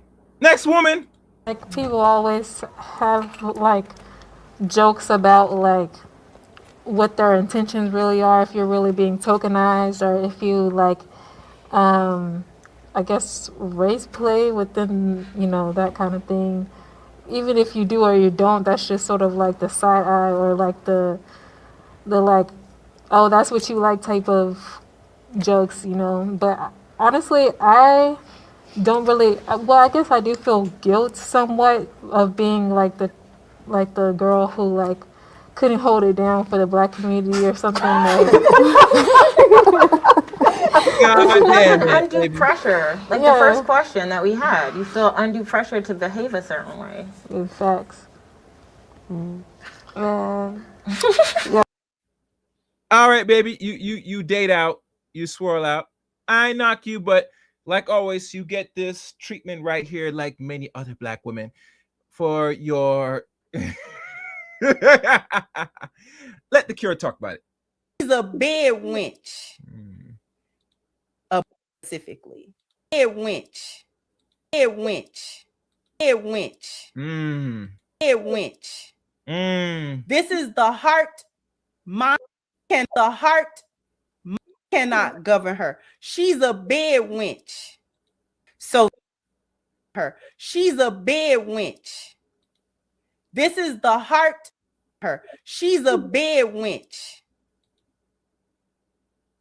She's a bed wench. Okay. This is the heart, mind, and speech of a bed wench. I'm not even gonna use divester. That ain't no divest. She a bed wench. Divestors come from the bed wench line. God they are the descendants of bed wenches. Bed wench. Next lady. I am Jamaican, like I told you. Me, black man growing up, I think probably starting college, that's when I started seeing black men coming towards me. Black men did not like me. I was too dark. They didn't like me because I was too skinny. I have no titties, no booty, no nothing. Not even the shade that they like. None of that. So, yeah, my family and a lot of my friends used to make fun of me because, baby, if the white chocolate likes the dark chocolate, who am I? Who am I to push it away? I mean, they be cute. I feel like I don't discriminate.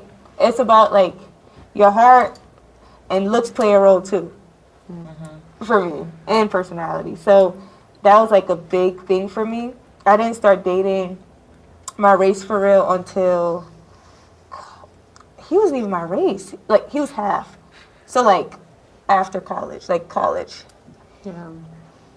I would say similar. Similar vibes, but again, because growing up in a very all-white space, so that was all that was around me. I would want to be with, like, but then I would want to be like so. And the Jamaican woman, and you know, most women that's not from America or what they consider tethers, they have more affinity of dating non-black people.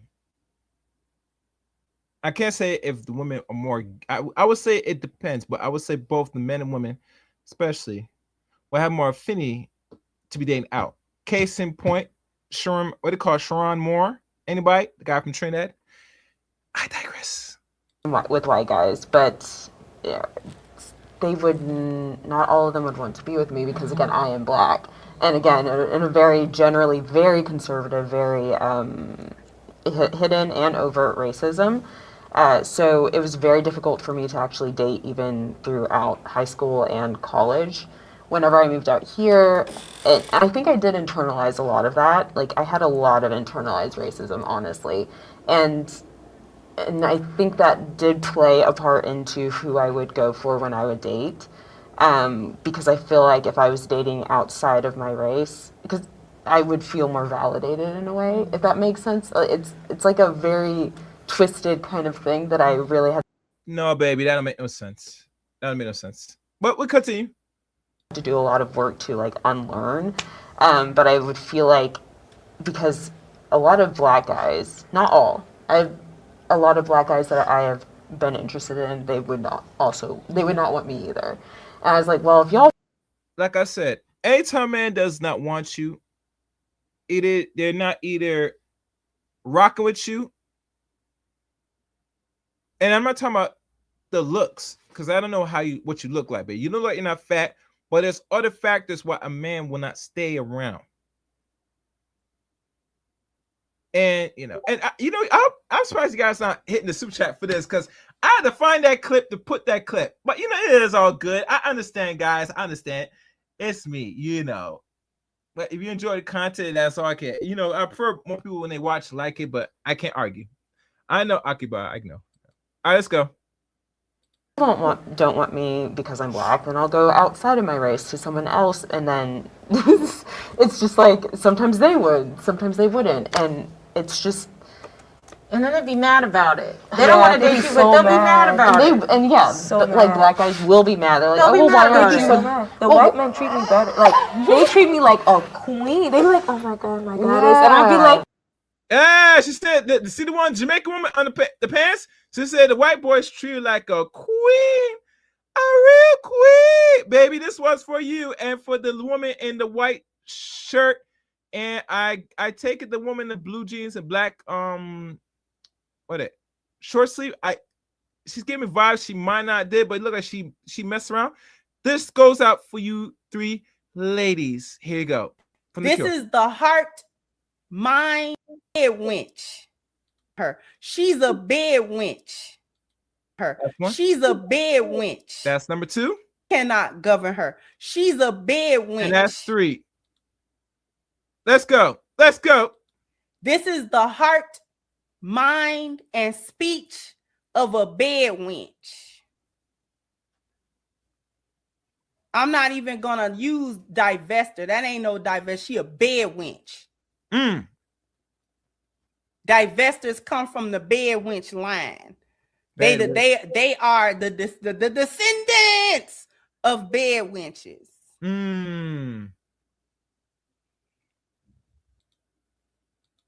She's a bed wench. This is the heart, mind, and speech of a bed wench. I'm not even gonna use divester. That ain't no divest. She a bed wench. Divestors come from the bed wench line. They are the descendants of bed wenches.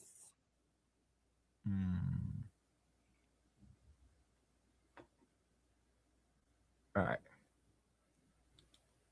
Mine specifically cannot govern her. All right, that's it. Let's continue. And it's not just white guys. Like I've dated Hispanic guys. Yeah. I've dated like Asian guys. Like if they like you as a person and like not that they're overlooking the fact that you're black, because I think that's incredibly. Oh no, they look over you black, and when they see the videos, the video vixens, they see you twerking. They in the back of their mind, especially the white boys, they said, yes, that lady's an easy lick. She's gonna get on her knees and she's gonna suck this. She's gonna be a throat goat. I'm going to blow her back out and then send her off her merry way. She is going to be useful to the group. And a lot of black women don't like this, but listen, baby, you got to play your role. You know what I'm saying? You want to get access to these other men, you're going to have to bend over. Let's go. Ridiculous. If someone likes you by overlooking the fact that you're black, but they're liking you because of who you are, and the fact that you're black is a bonus. Yeah, it is a bonus to get some easy cat. Gentlemen, if you're in the chat room now, do you agree? Do you agree with Chaos Reign? And do you agree with the Cure? That these women have the spirit of the bed wench? Let me know. And support the channel, hit the super chat or Cash App, wherever we go. Let's go. That's, all of it. I can find beauty in, all men. There's a beautiful man somewhere of every single race. Okay. But, I wanted everybody to go first because I kind of have probably a pretty comprehensive perspective. I actually wrote a book about this. I don't want to plug myself, but I'll just say this. This has been sort of my lane to try to encourage black women to not just be like, oh, just get with a white guy. But why not? We have a set of unique challenges when it comes to dating and relationships. It is shocking to me that only 26% of black women are married. 26%. And that's by your doing, baby. 20% or 26% is not the men overall. That's on you. Because the men that check statistics or just look at the environment in general and notice that not only you get married to, let's say, a black woman in general, in nature, but it is highly possible, not unlikely, she will divorce your ass in roughly 5 or under 5 years. Max, guaranteed, regardless of the situation. Now, I'm not saying that most men, when let's say they got their stuff together or not, they still take the risk to marry your ass and hope to build something and play his role to the best of his ability. Yes. Oh, and one other thing. Do you guys want to come up and give your take on this respectfully? And we're not going to try to cuss tonight. If you guys want to come up and want to drop a link, press give me a yes or a no case said drop the call link and I will, because I'm going to soon wrap it up. But this is the most important part of the stream. Let's go. Rock right now, and I have like an 80% chance if there's a crowd full of black women, she won't be married. And for me, I'm also like a different generation. I'm Gen X, and I just feel like you just go with the best man for the job. Like, it's character above color for me. Like we talked about earlier, it was.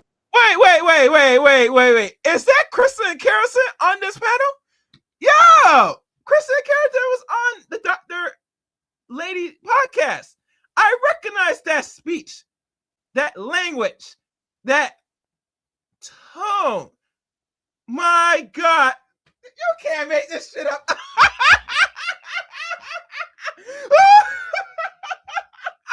Oh, I gotta mute myself, guys.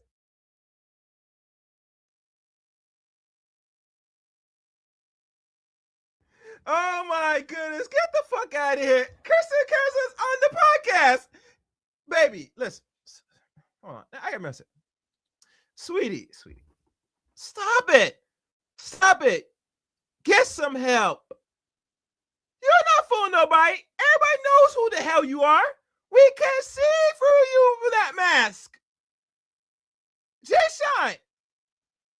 Akiba. Shatter. We got Kristen Carolson on the podcast. And I just now recognize it by the same tone and language. My God, Jesus Christ. And not because she wrote a book, but I recognize the same lingo. This, all right. Let's continue. Was okay, so these are the challenges that I had in the community. It's like, oh, you're skinny, you're too dark, your hair's too nappy. Instead of getting mad, I'm like, okay, let's see. Wait. Did someone said bedwench? Did someone say bedwench? She's a bed wench. This is cannot govern her. She's a bed wench. Cannot govern her. She's a bed wench. Cannot govern her. She's a bed wench. This is the heart, mind, and speech of a bed wench. I'm not even gonna use divester. That ain't no divest. She a bed wench. Divestors come from the bed wench line. They are the descendants of bed wenches.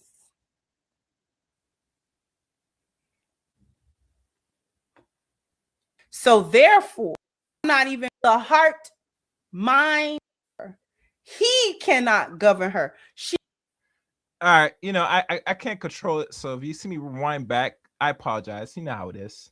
Let's continue. I want to wrap this up soon, man. What other options do I have? And I'm seeing like Abdul's looking at me, and Tommy Chen is looking at me, and Greg is looking at me, and I want to get married. Like, I want to get married, and these are the guys who are like, I'm open to it. And if the guy, and it's also just regional, so it's like, I'm not gonna be, swimming the high seas. I'm not going to be climbing mountains and going through valleys and looking under rocks to try to find a person to make everybody else feel comfortable. Like, I am not going to be traveling to different countries and doing all this thing so I can find a black man so that you can feel okay with my choice. Like, I'm going to have to go home to this person. I want this person to match my values, beliefs. I want us to be compatible. I want him to be attracted to me. I want to be attracted to him. But it's like, look, are we going? Oh, you want to go? Is this where, oh, you going? Okay, let's go. Let's go. And I'm engaged to be married right now. And my guy is white. And oh, so she found another old geezer to marry her. How about that? Wow. Let's keep going. And I can tell you that he is a wonderful man. But he would be a wonderful man even if he weren't white. Mm-hmm. Like, everything about him, if he was just, it wouldn't matter because it's what is in him. It is who he is as a person that I love the most. And I don't care if he's green with purple sparkles. That's my man. My man. I love that. Honestly, it's really like I won't deny the fact that I'm shallow. Like, I like to be attracted to the person that I'm connected to because I feel like the person I'm connected to will probably be attracted to me. I think that's everyone though. Like, everyone wants to. Yeah, I'm good. Like, I don't really say like I don't have like I won't date a certain race, but it's sort of like I have a type. And if you fall within the type, and it doesn't matter which race you are, like, if you're my type, then you're my type. Mm-hmm. So that's just how I see it. Yeah, I agree with that too. But also, we haven't talked about the culture part too, which is very important for me. Mm-hmm. I am a girl who's a free thinker, who grew up with a very strong, independent woman. I'm like, listen, I like you a lot, but we got to have like the same type of mindset when it comes to you, how you see me as a person and a woman. So if you're going to respect me, I'm going to respect you. And I don't want to bow down to you because of what your belief said I should do. And we have to have some type of evil or level playing field when it comes to that. I don't care what color you are, but of course we want you to be attractive. But for me, the most important thing is our core values and making sure that whatever you think spiritually aligns with mine, because to me the most important part when it comes to relationships. If you are aligned in the same thing. Because imagining someone who's Catholic marrying an atheist, like they ain't gonna never work. So just being aligned in that, and then having mutual respect for each other. Because a lot of men, from what I see on social media, it seems like they don't like women. And so if you are marrying a man, or he don't like you, girl. He don't like you. So it's like me, and like me for who I am, and don't like me for an image. Or for women, I hate that what we do. We try to mold ourselves to be the perfect girl for him. And then we wonder why it don't work out. Because you've come in lying already from the jump. You haven't been your authentic self. Because you are just like, okay, well, he wants me to do this. Girl, you know you can't cook. Girl, you know you're not, quote unquote, a traditional woman. But because you want to be married so bad, you are dishonoring yourself in the process. Because I feel like the person who's supposed to be for you will come. But you have to love yourself and be like, listen. And also, too, like, you're not going to be perfect because you're putting two different people together. But when it comes to it, you also have to have a mutual respect for each other. And that's, to me, the most important part. Social media and TV. Yeah. Now they're going to get to the part about the social control. I know it got quiet in the chat room. I know the signs stunned you when I made that revelation that I discovered the woman on the far right, guys. It is what it is. Oh, yeah. I'm going to play that section before I wrap this up. The unmasking. Yes. You're going to reveal who is behind this horrible white mask. Let's go. Literally, it's what they're taught. Like, it's embedded. It's what they're seeing all around them. So, like, a lot of black men, they see other successful black men in higher places with white women or with mixed race women or someone that's not black, and they seem so happy. It seems like the woman is just like doing whatever they want and giving them so much peace. When they see a black woman, I feel like they pair us with lack of peace. That's the first thing that they think of. Lack of peace and loud. No peace, loudness. But is it factual, ladies? Let's be honest. Loudness. Always getting in your face, putting your finger in your face. The attitude. All the above. Are black men lying? That's just the honest truth. Are they really telling a lie about that? Let's go. Various. When they see themselves with other races, other women, they see it to be like it seems more peaceful. Oh my God, my wife, my beautiful wife is going to take care of the house. She's going to clean. She's going to stay at home. She's not going to yell or raise her voice. That's what they see. They want something that's, I feel like, easy because of what they're seeing online and on TV, but they don't know the truth. You're seeing one thing, but you don't know what's going on behind closed doors, you know? You don't know if that man is truly happy behind closed doors. You don't know what that woman is dealing with behind closed doors. So I feel like, yeah, that's what it is.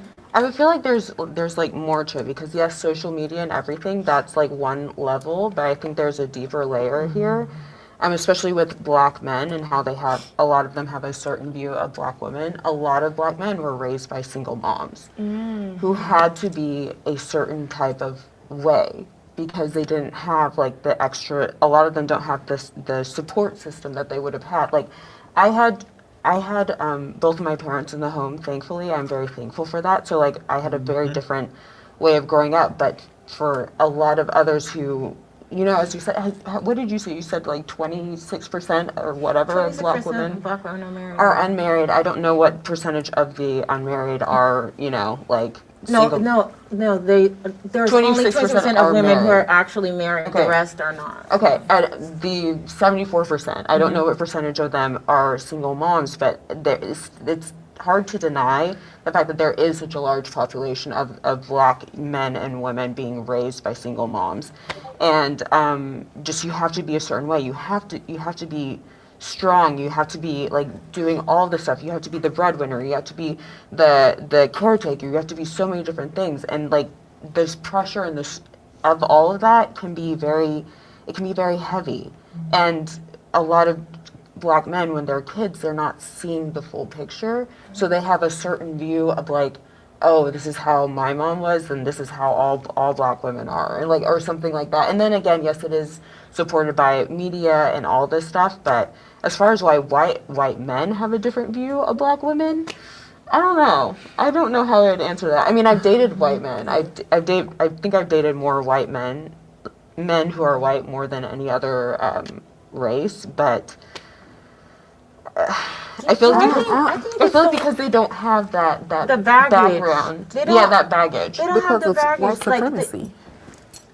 I kind of think like the ones that tend to be interested in me, they're not like necessarily looking for a Black woman. Like they're on Bumble, like I'm on Bumble, and I'm like, oh, he's cute, oh, she's cute, and then you guys get together, and it's not this whole thing of like, oh my God, I'm dating a Black woman. Like I've had those kind of conversations, and I find them creepy. I really find them creepy. How? They're creep, like the ones that are just like, oh, sexual chocolate. Look at you, chocolate. Oh yeah. Like, Yeah, but that's how Mr. Charlie treats you, baby. You are a fetish at best. Some to desire, some to lick on, to taste. You know, Mr. Charlie likes it. Zaddy loves his dark meat on the side, you know. Can't blame him. Yeah, that's what it is. Let's go. I would rather have somebody who just sort of has like this blank slate.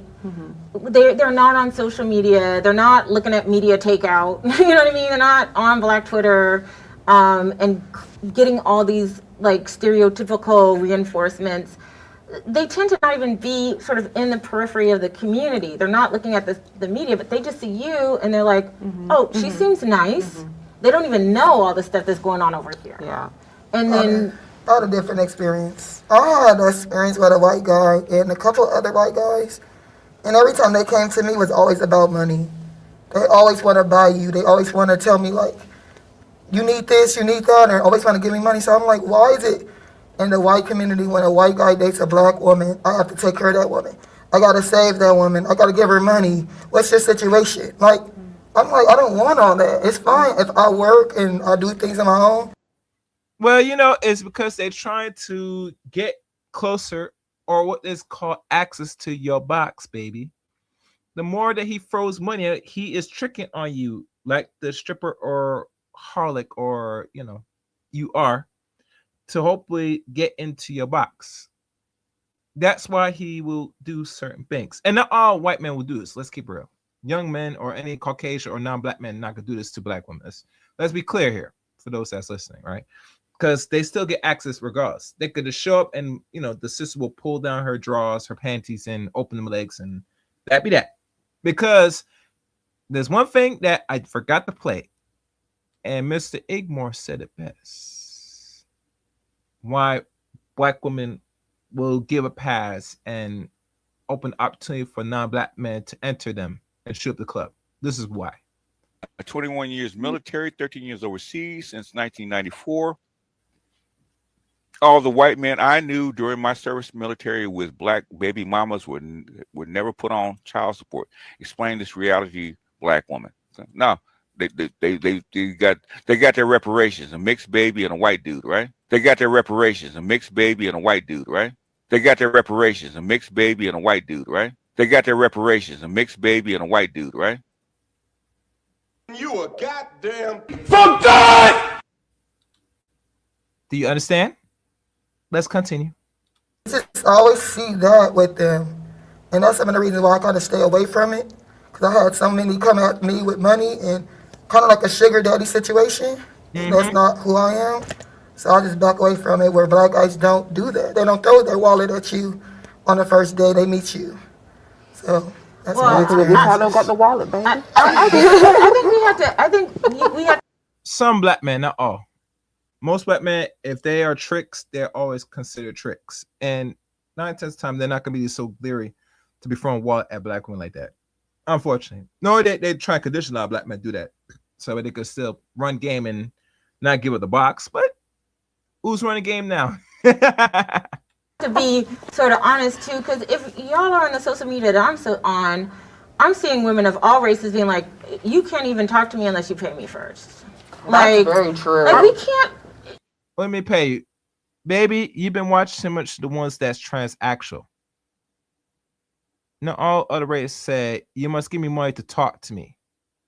Right there, that's a lie. You see, one thing I understand with Crystalline, you're watching other non-black women move. You're not them. And not only not them, they ain't sure as damn, and they're gonna have the assumption that give me money before I could talk to you. It don't work like that. If most women, especially on the other community, and maybe it's an American thing, move the way you say they move, Crystalline, they will not be getting fucked right now. Most men overall, after a while, if they do pay, they probably pay one time only, and after all, they're gonna go somewhere else where they don't have to open their wallet. Because you started off as a transaction, and it will end in a transaction. Especially if they throw money just to open a conversation, which really most women don't have no conversation. I'm sorry. So for her to say that, that's false. And anybody in chat room will agree or disagree on this one. I don't give a fuck. But that's not really how other races will move. Sorry. Let's go. Like we can't just be like, okay, this is coming out of nowhere. It's like there's some narratives that are going on online where it's like, you need to pay me, you need to pay all my bills, my hair, my nails, my rent. Like I said, you have a trick mentality, and if she's telling you this, she's only applying this to tell black men this, and black men are not that stupid. Non-black women are not gonna sit there and say, pay me to talk to them, because most black men are not gonna do that. I don't care if she's the last white woman on earth. So the time I said pay your hair on, that's a prostitute mindset. That's a tricking mindset. You're transactional. Overall, a man, depending where he is in life, is not going to sit there and throw his money at some for the possibility of conversation. Let that sink in. And all this other stuff. They may see that and think that's what you want. You know what I mean? I don't cut you off. I think it's a very nuanced thing because there's multiple things that happen at the same time. When you think about the single mother, but then why is there a single mother? Because they make the whole thing welfare queens and then mass incarceration. Yeah. And then the fathers are not there to take, to be in the household. Because before, in the 60s, that was happening. And then mass incarceration, There are less free black men than free black women as well. So there's no way for black men and women, every black woman to date a black man. There's not enough. There won't be enough. It's like there's so many different things, and then you have the media. So it's like so much systematic things are going on because you have self-hatred, and then you have the woman who's been working hard. And she's a single parent, and she doesn't necessarily, she's a provider. She doesn't have time to be soft to nurture the child. Exactly. And then and then you got mental health. It's just so much stuff is going on. And then I think about it could be just accountability and just like you can have a terrible upbringing, but you can still want better for yourself and decide, like, you know what? This was a terrible childhood. I want better for myself and for my kids. I want to do something different. But it's like we won't have time to talk about it. It's just so much to unpack. Multi-layered.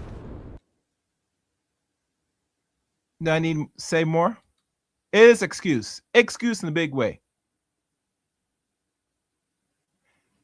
So now I stopped there, 27-minute mark. And this is just the iteration part of this segment on the Chaos One Show. I hope you guys share, comment, and subscribe to this part of the video.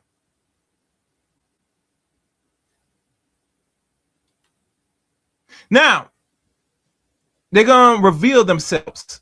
And as they do the revealing, if you're on your phone, you might have a hard time hitting the call link. I think it's time to hear from y'all. And let me correct that because I don't think Come on.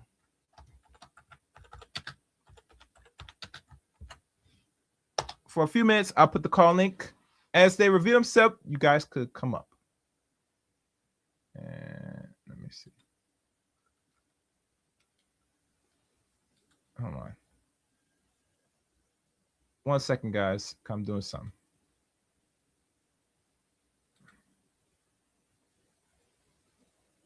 Okay. I gotta delete the other one because it didn't come through. All right. So now let's see what these ladies look like. The reveal. I've been tokenized at work for being black. No, I don't want to hear about like That goes along.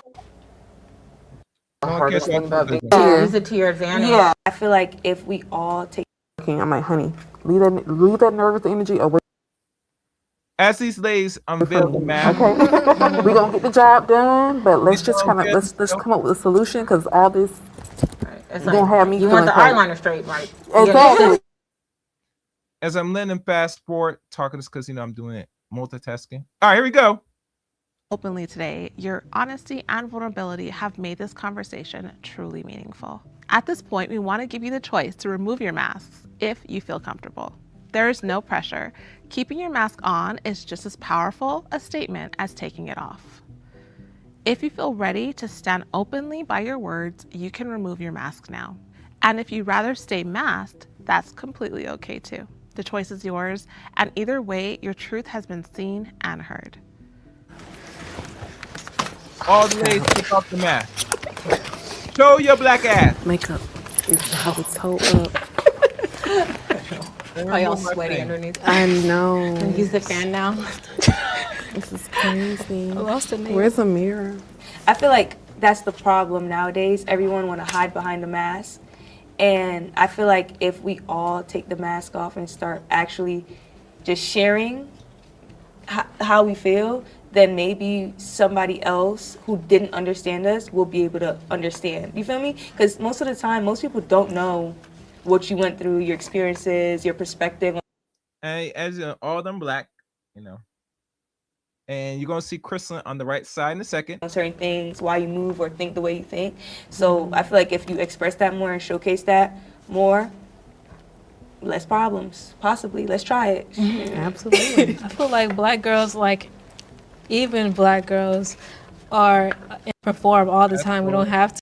And the reason why I took off, I was never asked these questions, I wouldn't have brought it up, honestly, because why? No one ever asked. It's never been a thing. So. Some of the stuff I said, I've said it already to other people, like dating outside my race and stuff like that. Everybody know how I feel about stuff like that, so. That's this lady on the left. yeah, I think, like for me, I've been saying a lot.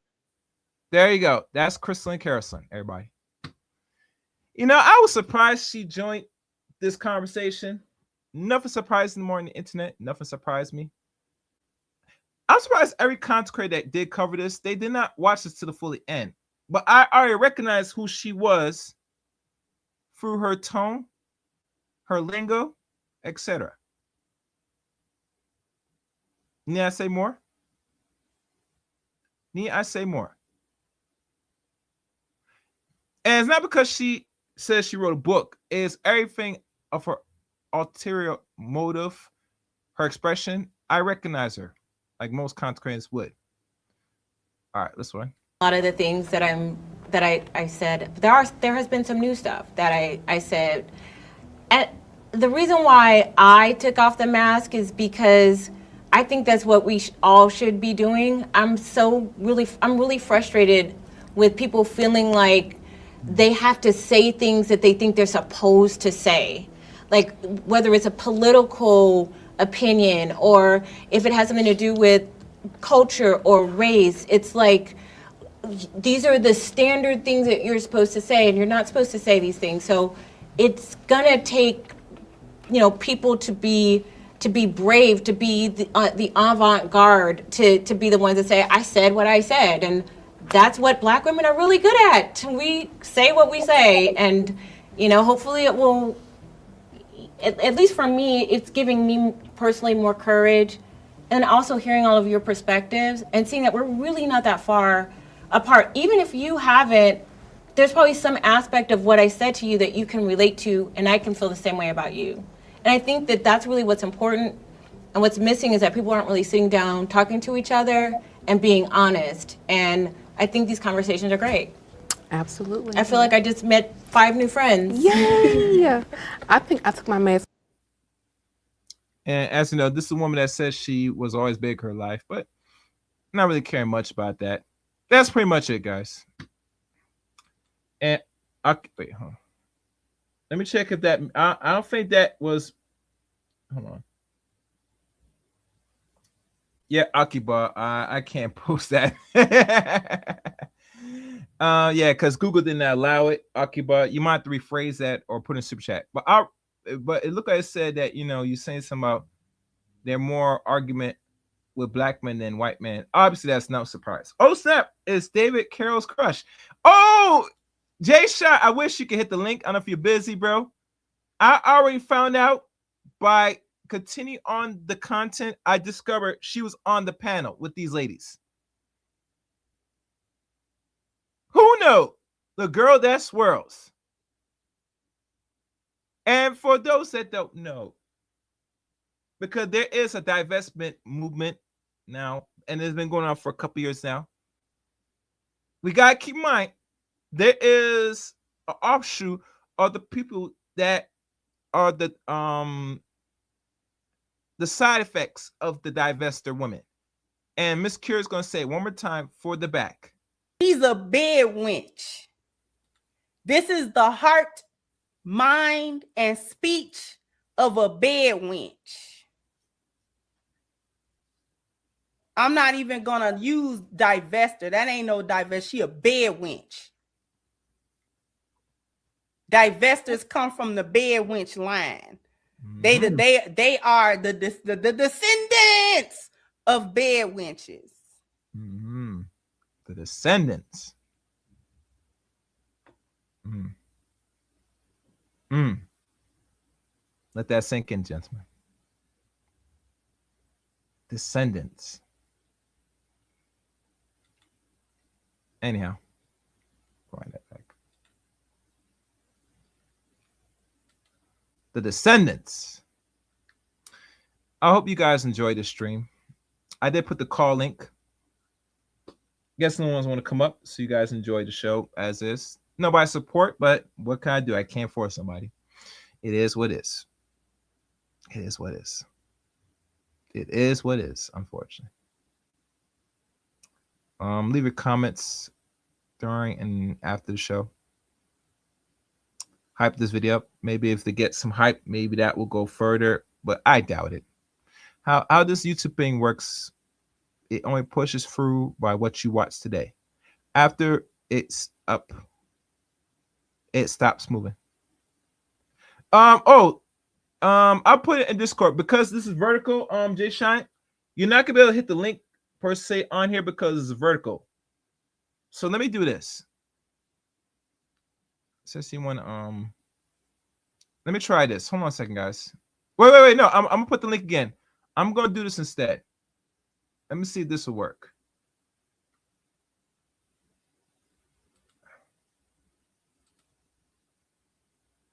Let me see if that will work. I'm checking now. Let me refresh. Refresh your thing. No. All right. I'm gonna put it in Discord. The link, the call link. Cause it look like it's not gonna work like that. I got time. I'll probably give this like another 15 more minutes. If you're on Discord, Jay Shine, here's a call link. I might have to switch this format because I think using vertical is not gonna allow you to click links. I'm now just starting this, and that's a problem. It should. Oh no, matter of fact, you could actually hit the link because let me see. Let me check. Description. Nope, it won't work like that. All right. Damn. I'm mad. Vertical live streams, they have not corrected the link for people to come up. That's sad. That's sad. It's sad. It's sad. But it is what it is. I put in Discord. I'll give you a few minutes to Jay Shine to come up. I'm not gonna stay long because I'm already over the hour I should be. So I'm gonna have Jay Shine come up. Anybody else want the link? I'll put it in your Facebook Messenger. Ask for it now. Forever holy peace may help you guide. Mm-hmm. Mm-hmm. And let me clear up something in my studio. Clear some things.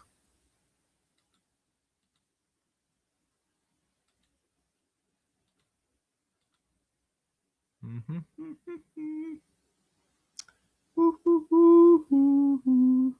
And one other thing. Over the weekend, I'm probably gonna do another stream. Some debate. So make sure you subscribe to the channel and hit your notifications for that particular stream. What else is going on here? I'm mad as hell that the link did not work. I guess that's what happens when you using this type of format. It will not allow you to hit external links, which is stupid.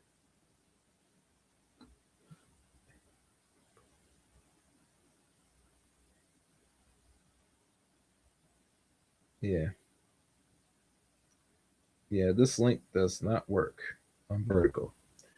Yeah, if you guys are on electronic device like a tablet or laptop or desktop, the link will work on there. But overall, okay, I see one guy. All right, hold on. Okay, what's good, Shatter?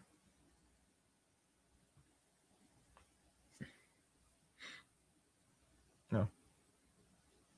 When his mic's working, then I'll wait.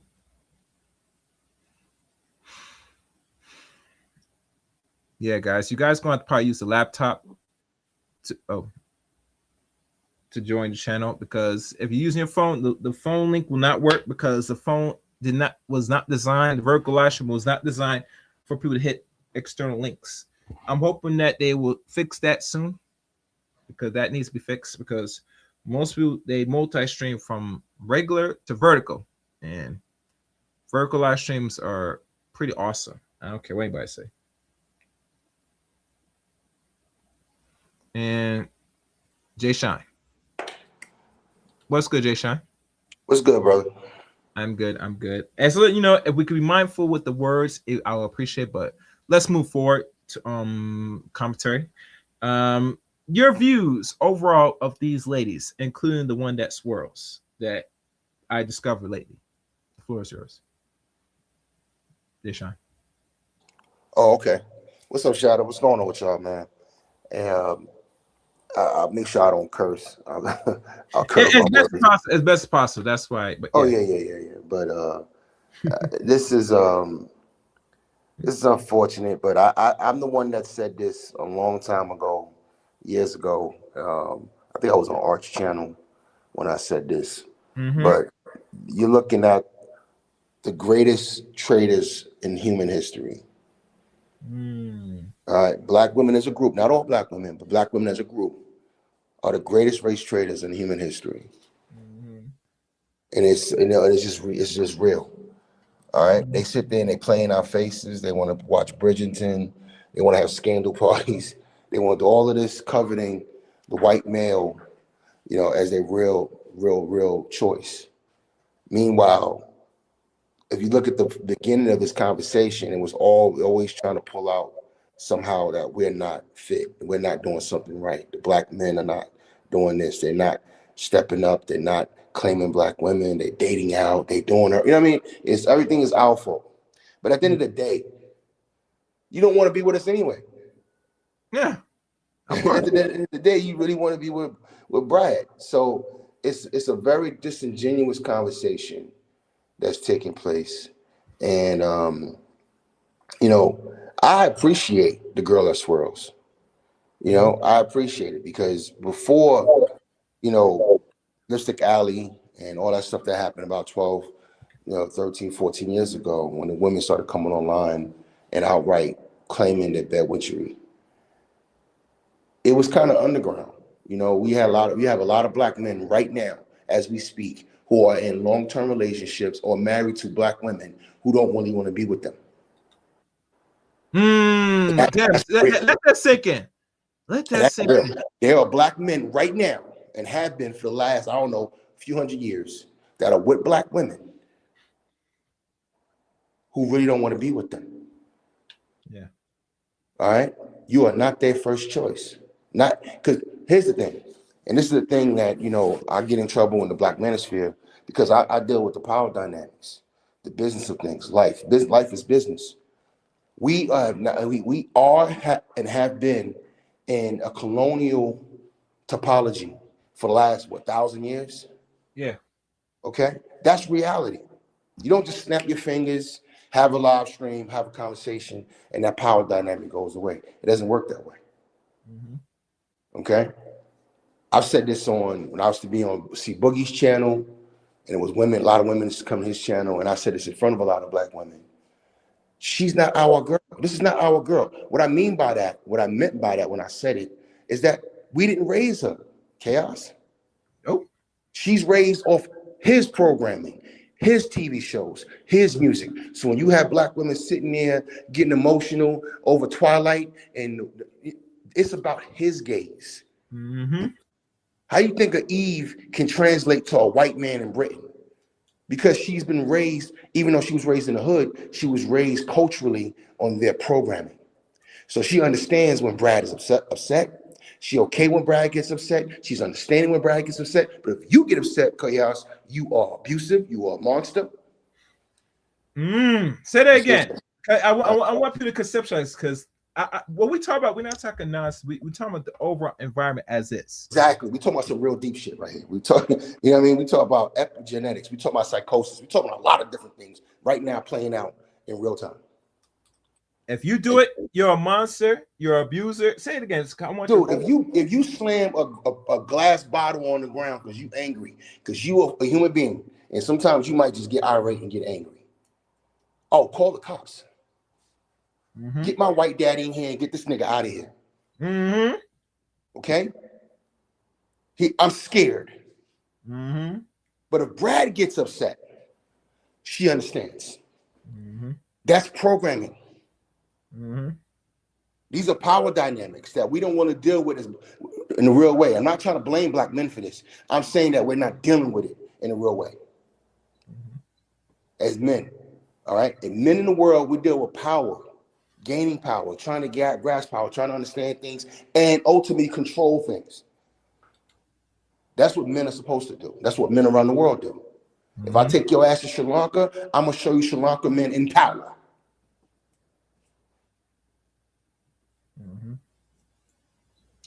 Can you hear me?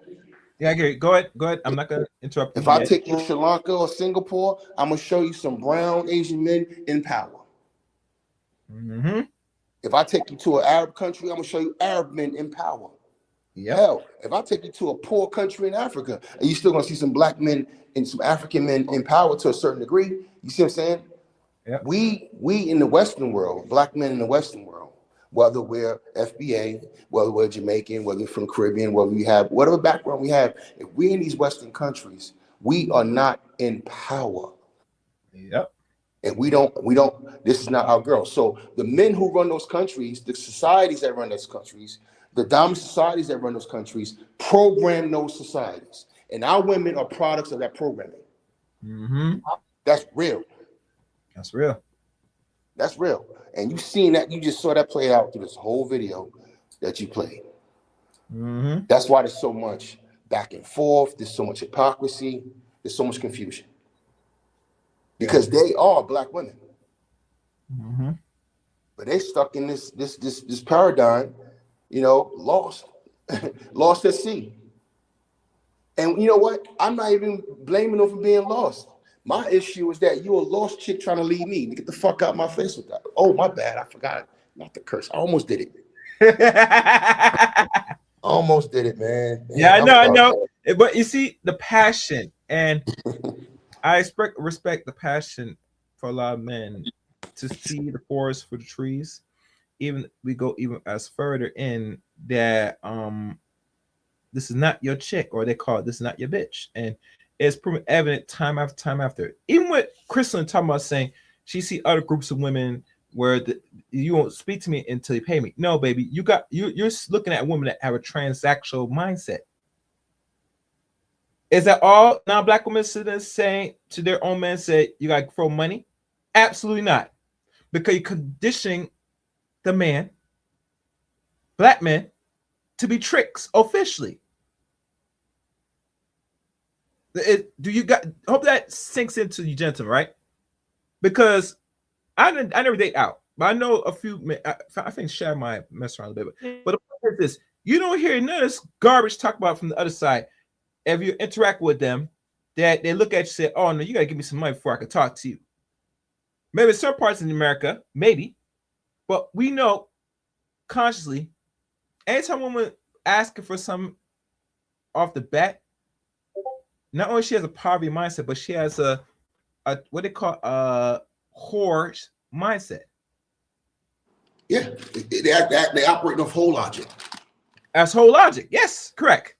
So right there, I don't agree, and I refute that nonsense she said out her fucking mouth. But I'm only cuss briefly, but I let one slip a little. The purpose I'm saying this is because I could see why the women that mess with you don't take your message seriously. You're not the same as Becky. Becky doesn't sit there ask for transaction as a whole. If she moved like that, let's say she moved like that. Let's have this card. You think she'll be married right now or deal with their men or the group in bunch of numbers? Absolutely not. Here's the thing. I'm gonna say something that might sound simpish, but it's not. It's just being honest. Crystal Carlson is an incredibly attractive female. Okay. She's been attractive for a while. How long Crystal Carlson been around? What, 12 years? 15 years? And let's keep in mind, she had her body done. That's proven, but that's not a story. I'm just saying, but she's a pretty. But in regards to the face, her face game is she kept up. She kept up. She is the phenotype of a beautiful dark brown skin sister. Correct. Right? She's beautiful. All right. She would have no problem getting a husband in the black diaspora. But there's an aspect to that conversation that they didn't even admit to. What's that? See, when they complain, and it's always a tell when they complain about the black men being with other races of women. When black men, the highest percentage of black men who date out are higher up on the economic scale. Okay? The majority of black men in total are still with black women. Okay. It's like the majority of white men are with white women. Yep. But as you go up the economic scale, you're going to see more white men dating out and more black men dating out. You know why? Because they have more options. But their options of those men weren't them. That's what this is really about. Yes. And that's why it's whole logic. Because at the end of the day, this comes down to money. This comes down to money and or clout, some type of clout, something materialistic. This comes down to. And Crystal Carlson would have no problem finding, she would have had no problem finding a regular husband, say like me, somebody at my level, somebody who's upper middle class. She would have no problem finding a black man at that level. Okay. She didn't want that. It's the same thing with Cynthia G. Cynthia G is mad to this day because those basketball players and those football players she used to date used to pump and dump her. Okay? But she didn't want a regular 9-to-5 guy that was making 6 figures. It's no different than let's pick a famous chick. What's that chick used to date? Lori Harvey. Yeah. She can have any brother. How many brothers would a wife to? Yeah, she could have been wifed up with Michael B. Jordan, regardless of what the rumor or whoever is speculating about the brother. He was with her for a whole year, and looked like I'll be honest with you, I think he was going to take it serious with her. Personally, he was, but he required some things from her she didn't want to give. So, you know, the bottom line is that Lori Harvey is fine as wine, But now she's a ran through. Yeah. But before she was a ran through, she had the pick of the litter. If she chose to be a kept woman with a rich dude, she could have had that. She didn't want it. She wanted to run around, do what she wanted to do, fuck who she wanted to fuck, have sex with who she wanted to have sex with, and be the girl that, gets to run through all of these high profile men. And now look at her now. Yeah. You know what I mean? So what they're saying to us through their actions is that even if you're a hardworking man that's a scientist, that's a six-figure dude, you're still not good enough. Yeah. You're not good enough. And if you are higher on the economic scale than she is, you still, in some kind of way, got to show her some loyalty. And then they'll tell you at the end of the live stream how they open to dating other men. It is beyond traitorous. It's beyond traitorous. Yeah. You know what I mean? But that's what we're dealing with. So we have to look at that for what it is and say, all right, fine. I'm not going to require this sister to be loyal. I'm not even going to expect it anymore. What I'm going to go out here and do is get with other black men. We're going to start creating circles of power, and we're going to start changing power dynamics. And what's ironic about that, Chaos, is that when you become men of power, you get more options. So what they're pointing out is it proves my point. When they point out all these high successful men who date out, that proves my point. The more power we have, Chaos, as a group, collectively, as a group, the stronger we are as passport bros, the stronger we are as, businessmen, the stronger we are in every aspect of life because we have actual power. No one's dating Chinese men because they're the greatest looking men on the planet. Chinese men are getting played now because they have power. You know what I'm saying? They have money, resources. You know what I'm saying? So it pulls certain women to them, just because they have that. Now we have other advantages that other men don't have. We naturally are a lot of women's first choice on the planet. A lot of women on the planet are attracted to black men. So if we just went for power, it would solve a lot of our problems and would dissipate a lot of this disrespect, because these little panels that these women are having, all it is acts of disrespect. It's all acts of disrespect. You don't see no other group of women doing no shit like this. Not only is disrespect, it's defiance at its best. Yeah. And Aaron Rogers said, Crystalline Carrison is still relevant. No, she's not to a degree, but she make herself still known in certain sectors of certain places in social media, and including YouTube.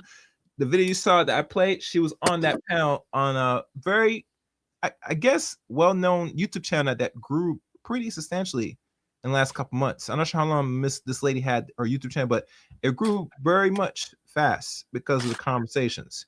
And now she kind of switched up a little bit with the format of the mask, just to have more women participate in her conversations. But overall, she make herself be relevant because she's trying to create a sister circle, for women to engage, maybe box eating.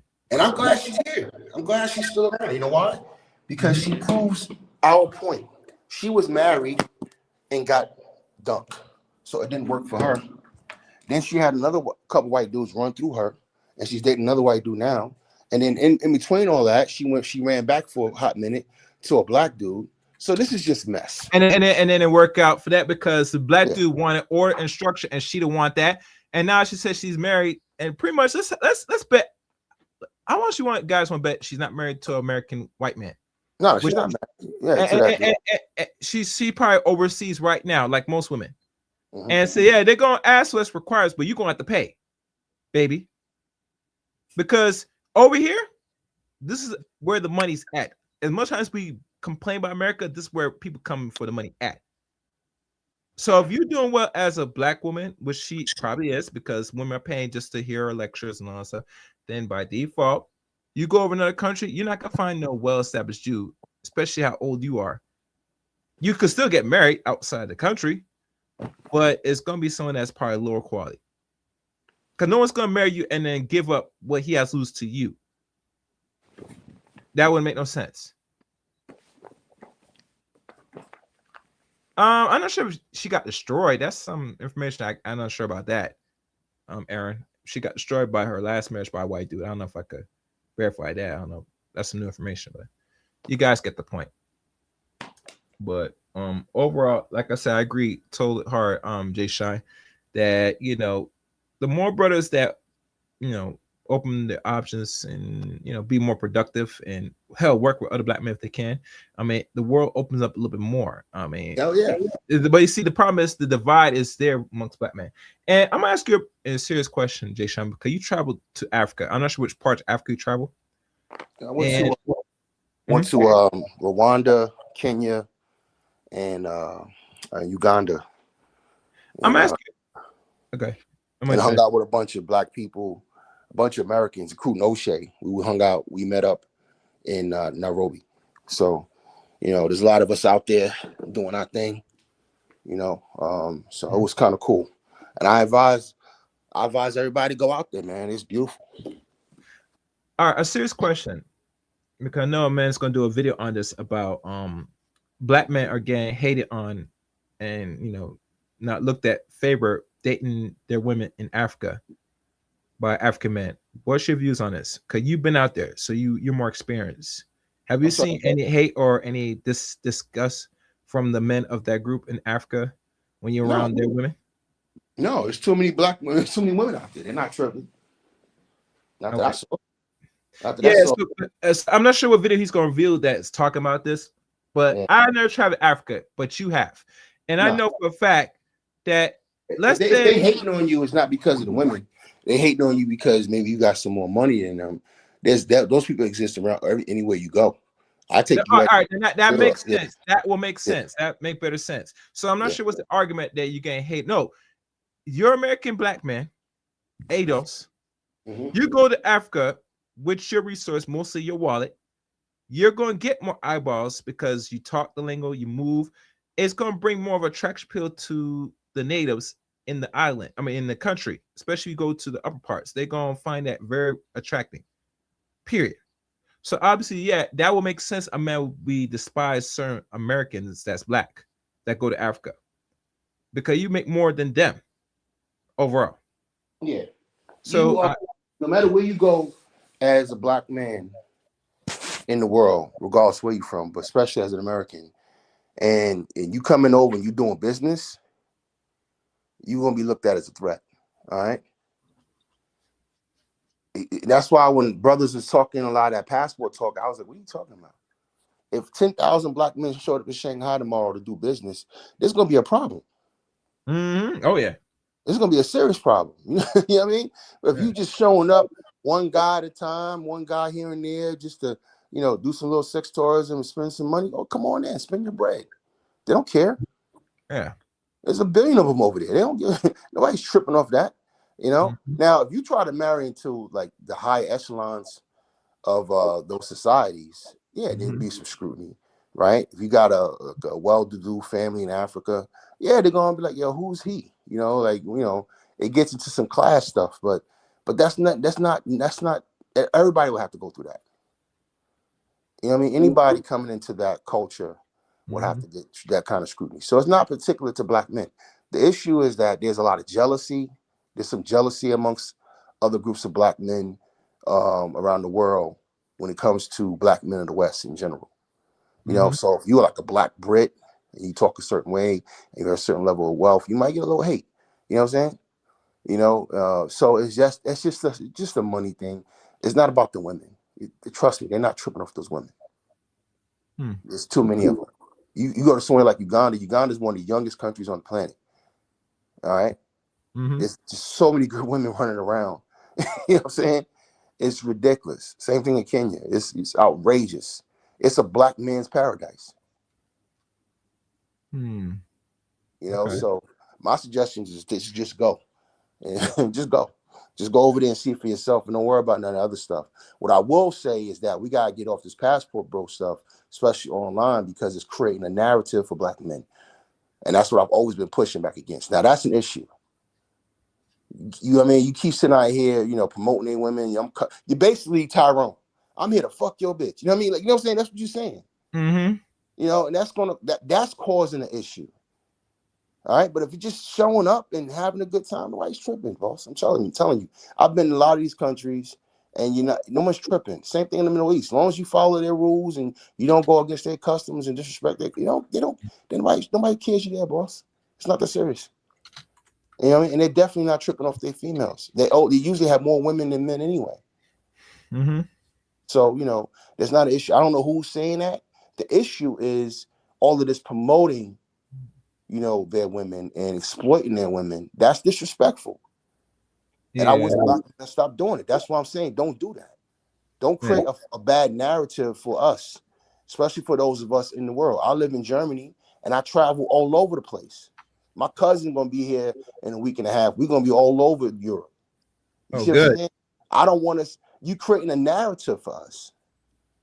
Oh, these African American men, all they do is, sex tour and want to slut out women out and create single mothers. You know what I'm saying? Yeah, that's what you're adding to that, whether it's true or not. All they can do is go right to YouTube and see nothing but, a bunch of dudes acting like they never been nowhere. And they act like they never had a beautiful woman before. You see what I'm saying? That I don't like. Mm-hmm. I have a vested interest in how we look in the world. Mm-hmm. All right. Now, a lot of brothers don't because they're not serious men. I am. Mm-hmm. I'm a very serious man. All right. So, but that's what I would say about that, Chaos, to give you a full 360 on that. But there is nobody tripping over their women. Come on in. The more the merrier, because the way they look at it, when you come to the club in Nairobi, you getting it popping. So what? I mean, think of it like this: when you go to the club and then there's a lot of women in the club because there's a lot of hot boys in the club. Are you tripping? No. You know what I mean? You know what I'm saying? Mm-hmm. They dancing harder. There's more women in the club. You're not like, oh my God, man, I can't stand those dudes over there. Nah, you're gonna take what you can get. Exactly. You know what I'm saying? So nobody's tripping, man. As long as you're not, disrespecting people in their own country. Trying to make them, belittle them, look down on them. You're not coming in on some arrogant stuff, asking for drama, then you're gonna be all right. Mm-hmm.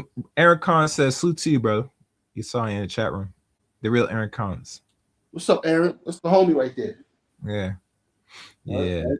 Yeah. I'm not sure you listen to your phone or your tablet, Aaron, but keep up with the channel, my brother. There's some things I talk about. I know this is late night, but you know how I do it. I get it in when I need to get it in. And Shatter, you might have to jump out and come back. Well, yeah, because tomorrow's Mike.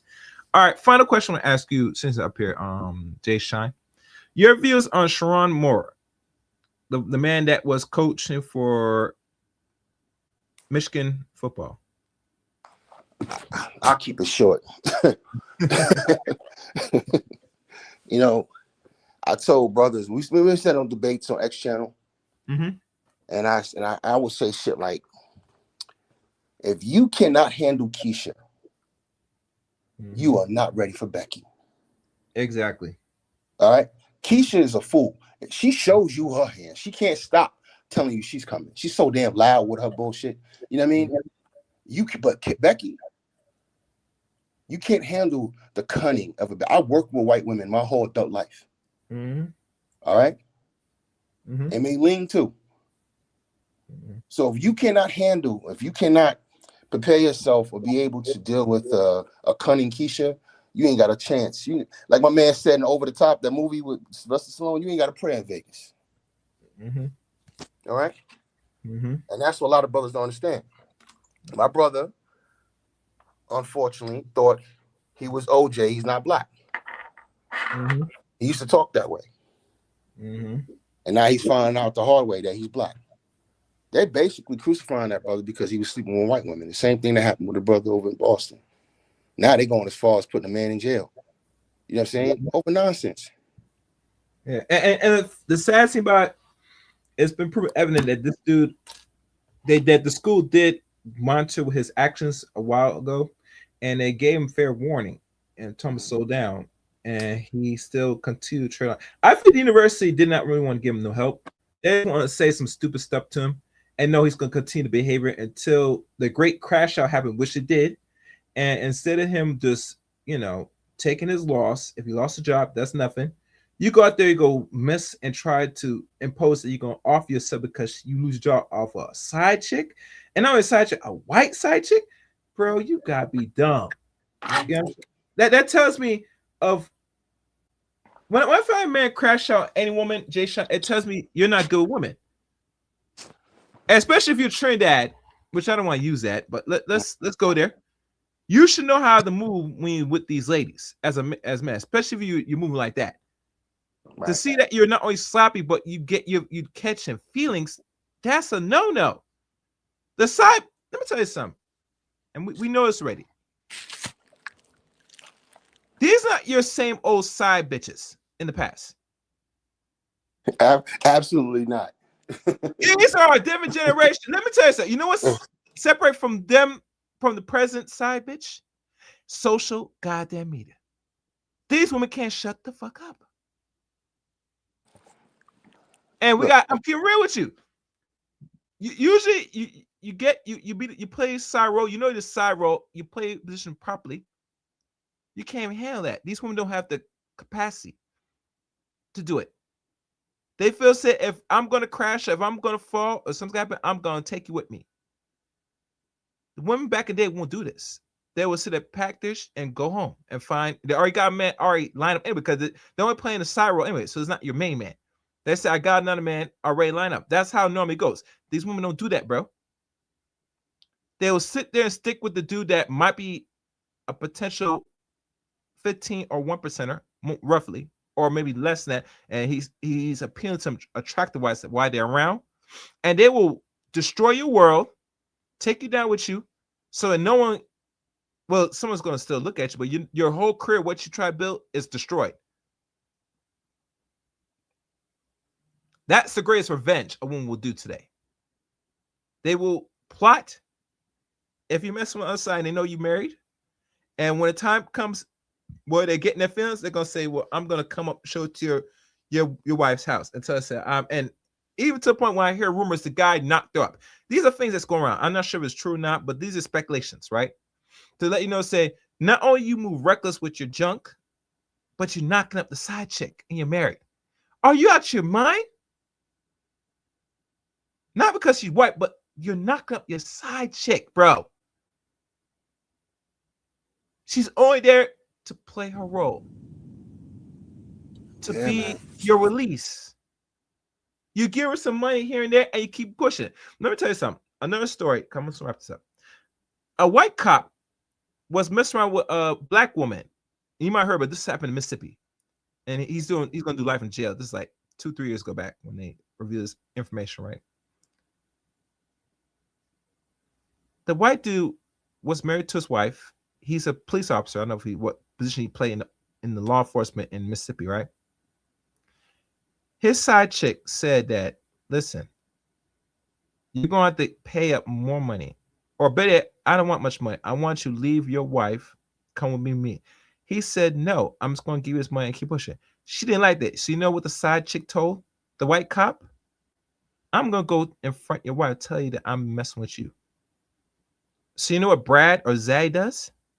He takes his 2-piece, finds your house. Now I see more, the rest is history. And now he's doing life imprisonment.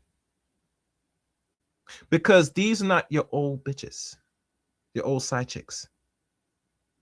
They don't play fair. They don't play the role no more. Well, let's be honest, Jay-Sean. Most women now in the West don't play the role anyway. So obviously they're not playing simple roles or playing duty. You think the side bitch is going to do the same thing? Absolutely not. Absolutely not. So you as a man, and we're going to speak for a black man, it is dangerous to have a side chick in America now. Oh yeah. Oh yeah. Why is black men out? Pay attention. You cannot go around these bitches on the side now. They open their mouth. They will get you messed up. They will get you fired. They will turn on your wife and tell your wife and get messed up the whole man. It is no longer safe to have side chicks in America no more. Matter of fact, it's no safe anyway, period. So you want to recording personally. And I'm not saying get your act right, but now you can't tread lightly with the women here in the soil. Right. Right. You want to add on to this?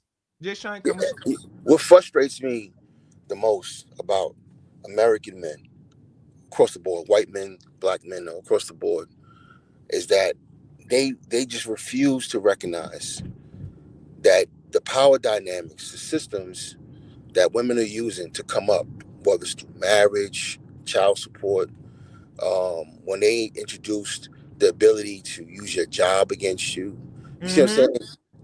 They're using power dynamics. Yes. One thing I could give these women credit for, and I'll pop my collar to some of them actually, not because I agree with their behavior, but I appreciate their ability to recognize what works for them and what doesn't. All right, look, we just saw this happen with Shannon Sharp. That woman has no business sitting on tens of millions of dollars. Exactly. All right.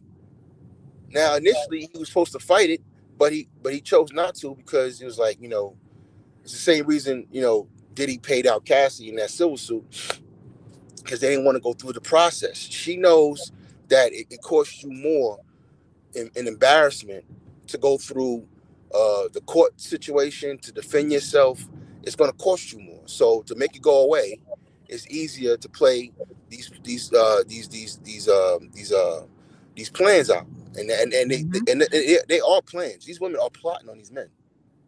Yeah, I they agree. see them as a mark. You know what I mean? And and the fact that we refuse to understand we live in a whore culture. What does that mean? So we make fun of women, all right, and rightfully so in some cases about the whore shit and being whores and all that kind of stuff. But what we also got to recognize the business of that. What does that mean? If women are operating off of whole logic and operating in whore culture, that means that having sex with you means nothing. So if she's having sex with you, why do you think it means something? And they keep falling for it. This brother, going back to the coach, he thought he was, he probably had him, screaming and hollering, "Oh my God, oh, daddy," you know what I mean? And he thought he was winning. You know what I'm saying? And that's what's wrong with a lot of men. They think they winning because they getting some act right, and that's not the case anymore. We're dealing with whores now. That's messed up. I'm sorry I said that. I shouldn't have said that. But it's true. I say, you know what? I'm going to double down. We're dealing with whores now. All right? We're dealing with a group of women. Not all. There's some women out there who are still good. But for the most part, majority of women are loose. And they're having sex with whoever they want to have sex with.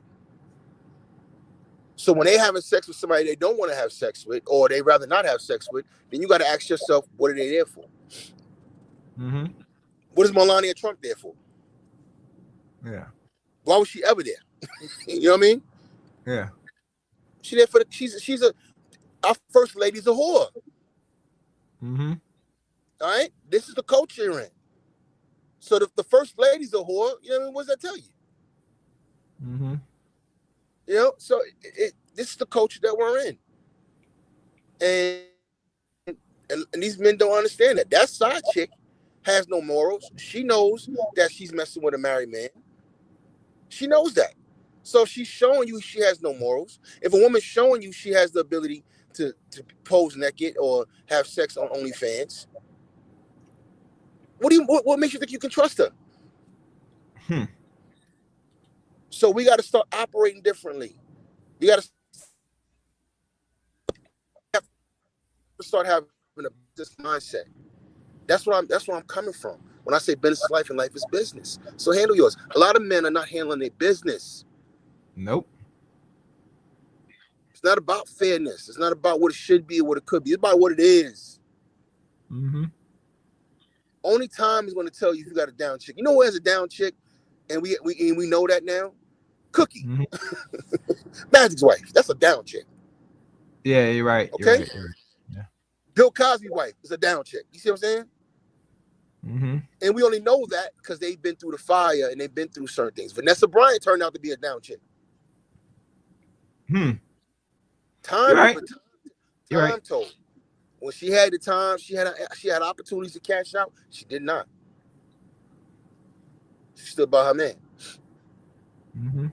So but what I'm pointing out though is I'm pointing out these are the real unicorns out here. Because everybody's not a Vanessa Bryant. Everybody's not a Cookie Johnson. Everybody's not, you know, what's his wife? The Bubba Cosby wife? I forgot her name. I forgot her name. Yeah. Everybody's not these women. Mm-hmm. Most of these women are the same women you saw on that panel you played tonight, bros. They only care at the end of the day, if you really peel back what they were talking about, where's mine? Where's my happiness? Where's me? Is me. Me. Yeah. The whole conversation was about me. It's about who's attracted to me, who wants to date me, who wants to be with me. It's me. Selfish. That's all it's about. So you got to listen to somebody who talk that way. It's no different when you have to listen to a brother or any man that keeps like, you know, I listen to Trump talk. All he talks about is himself. All right. So it is what it is.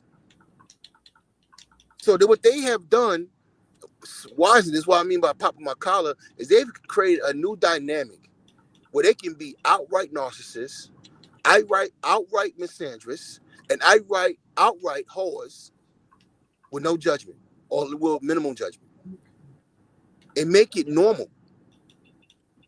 Most of these conversations stem from talk TV, from daytime TV from the 90s.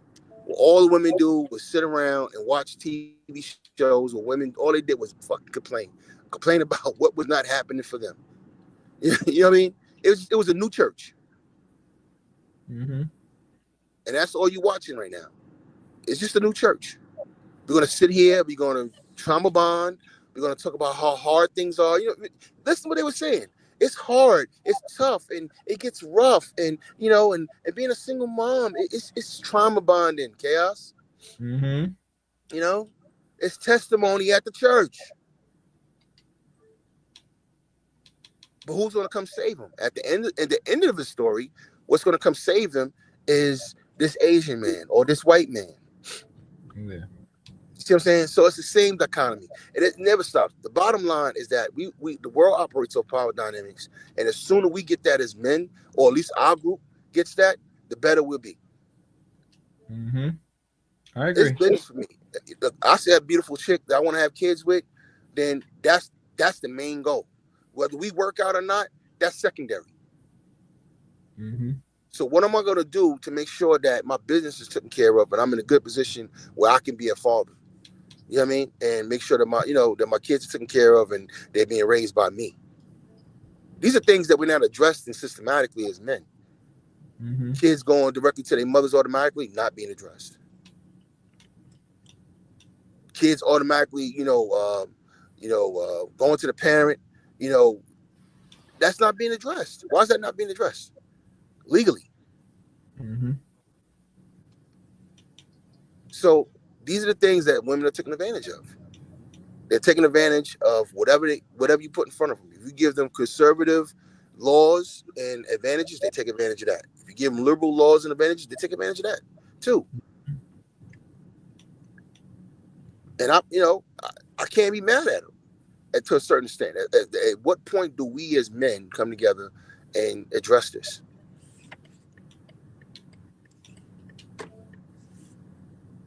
So our brother, he's going to have to sit down or struggle and go through what he needs to go through because he forgot where he was at.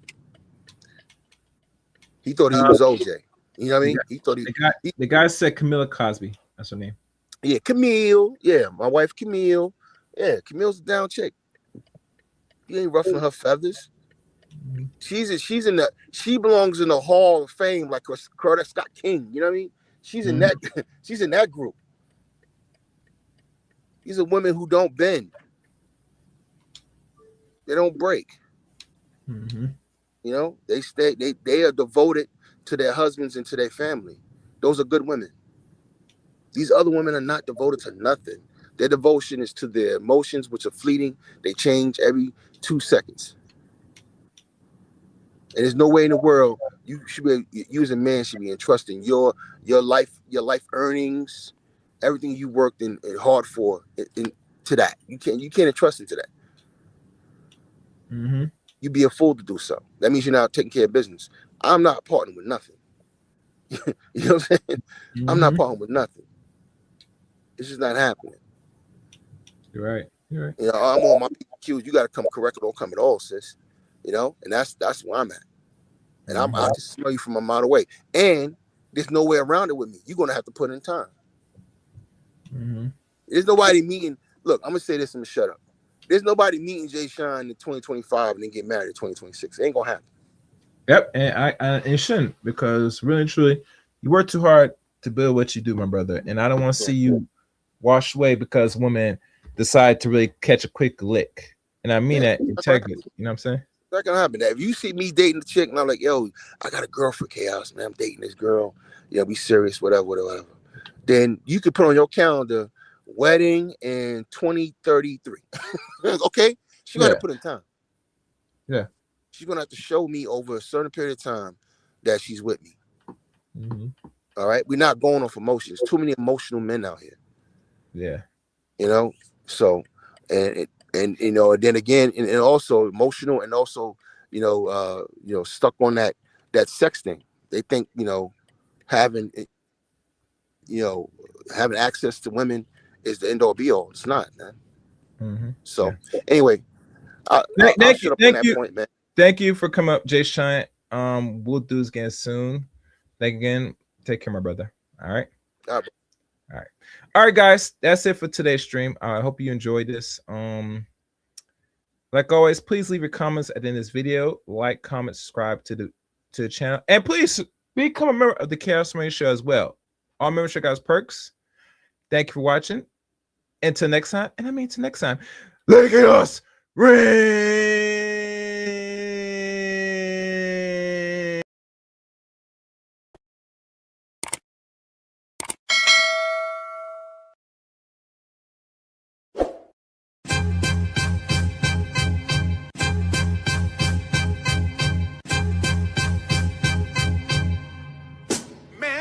All you hoes,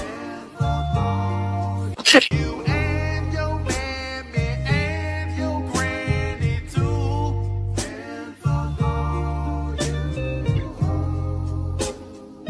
I'm sick of this shit. All you hoes, don't give a damn what you wanna do.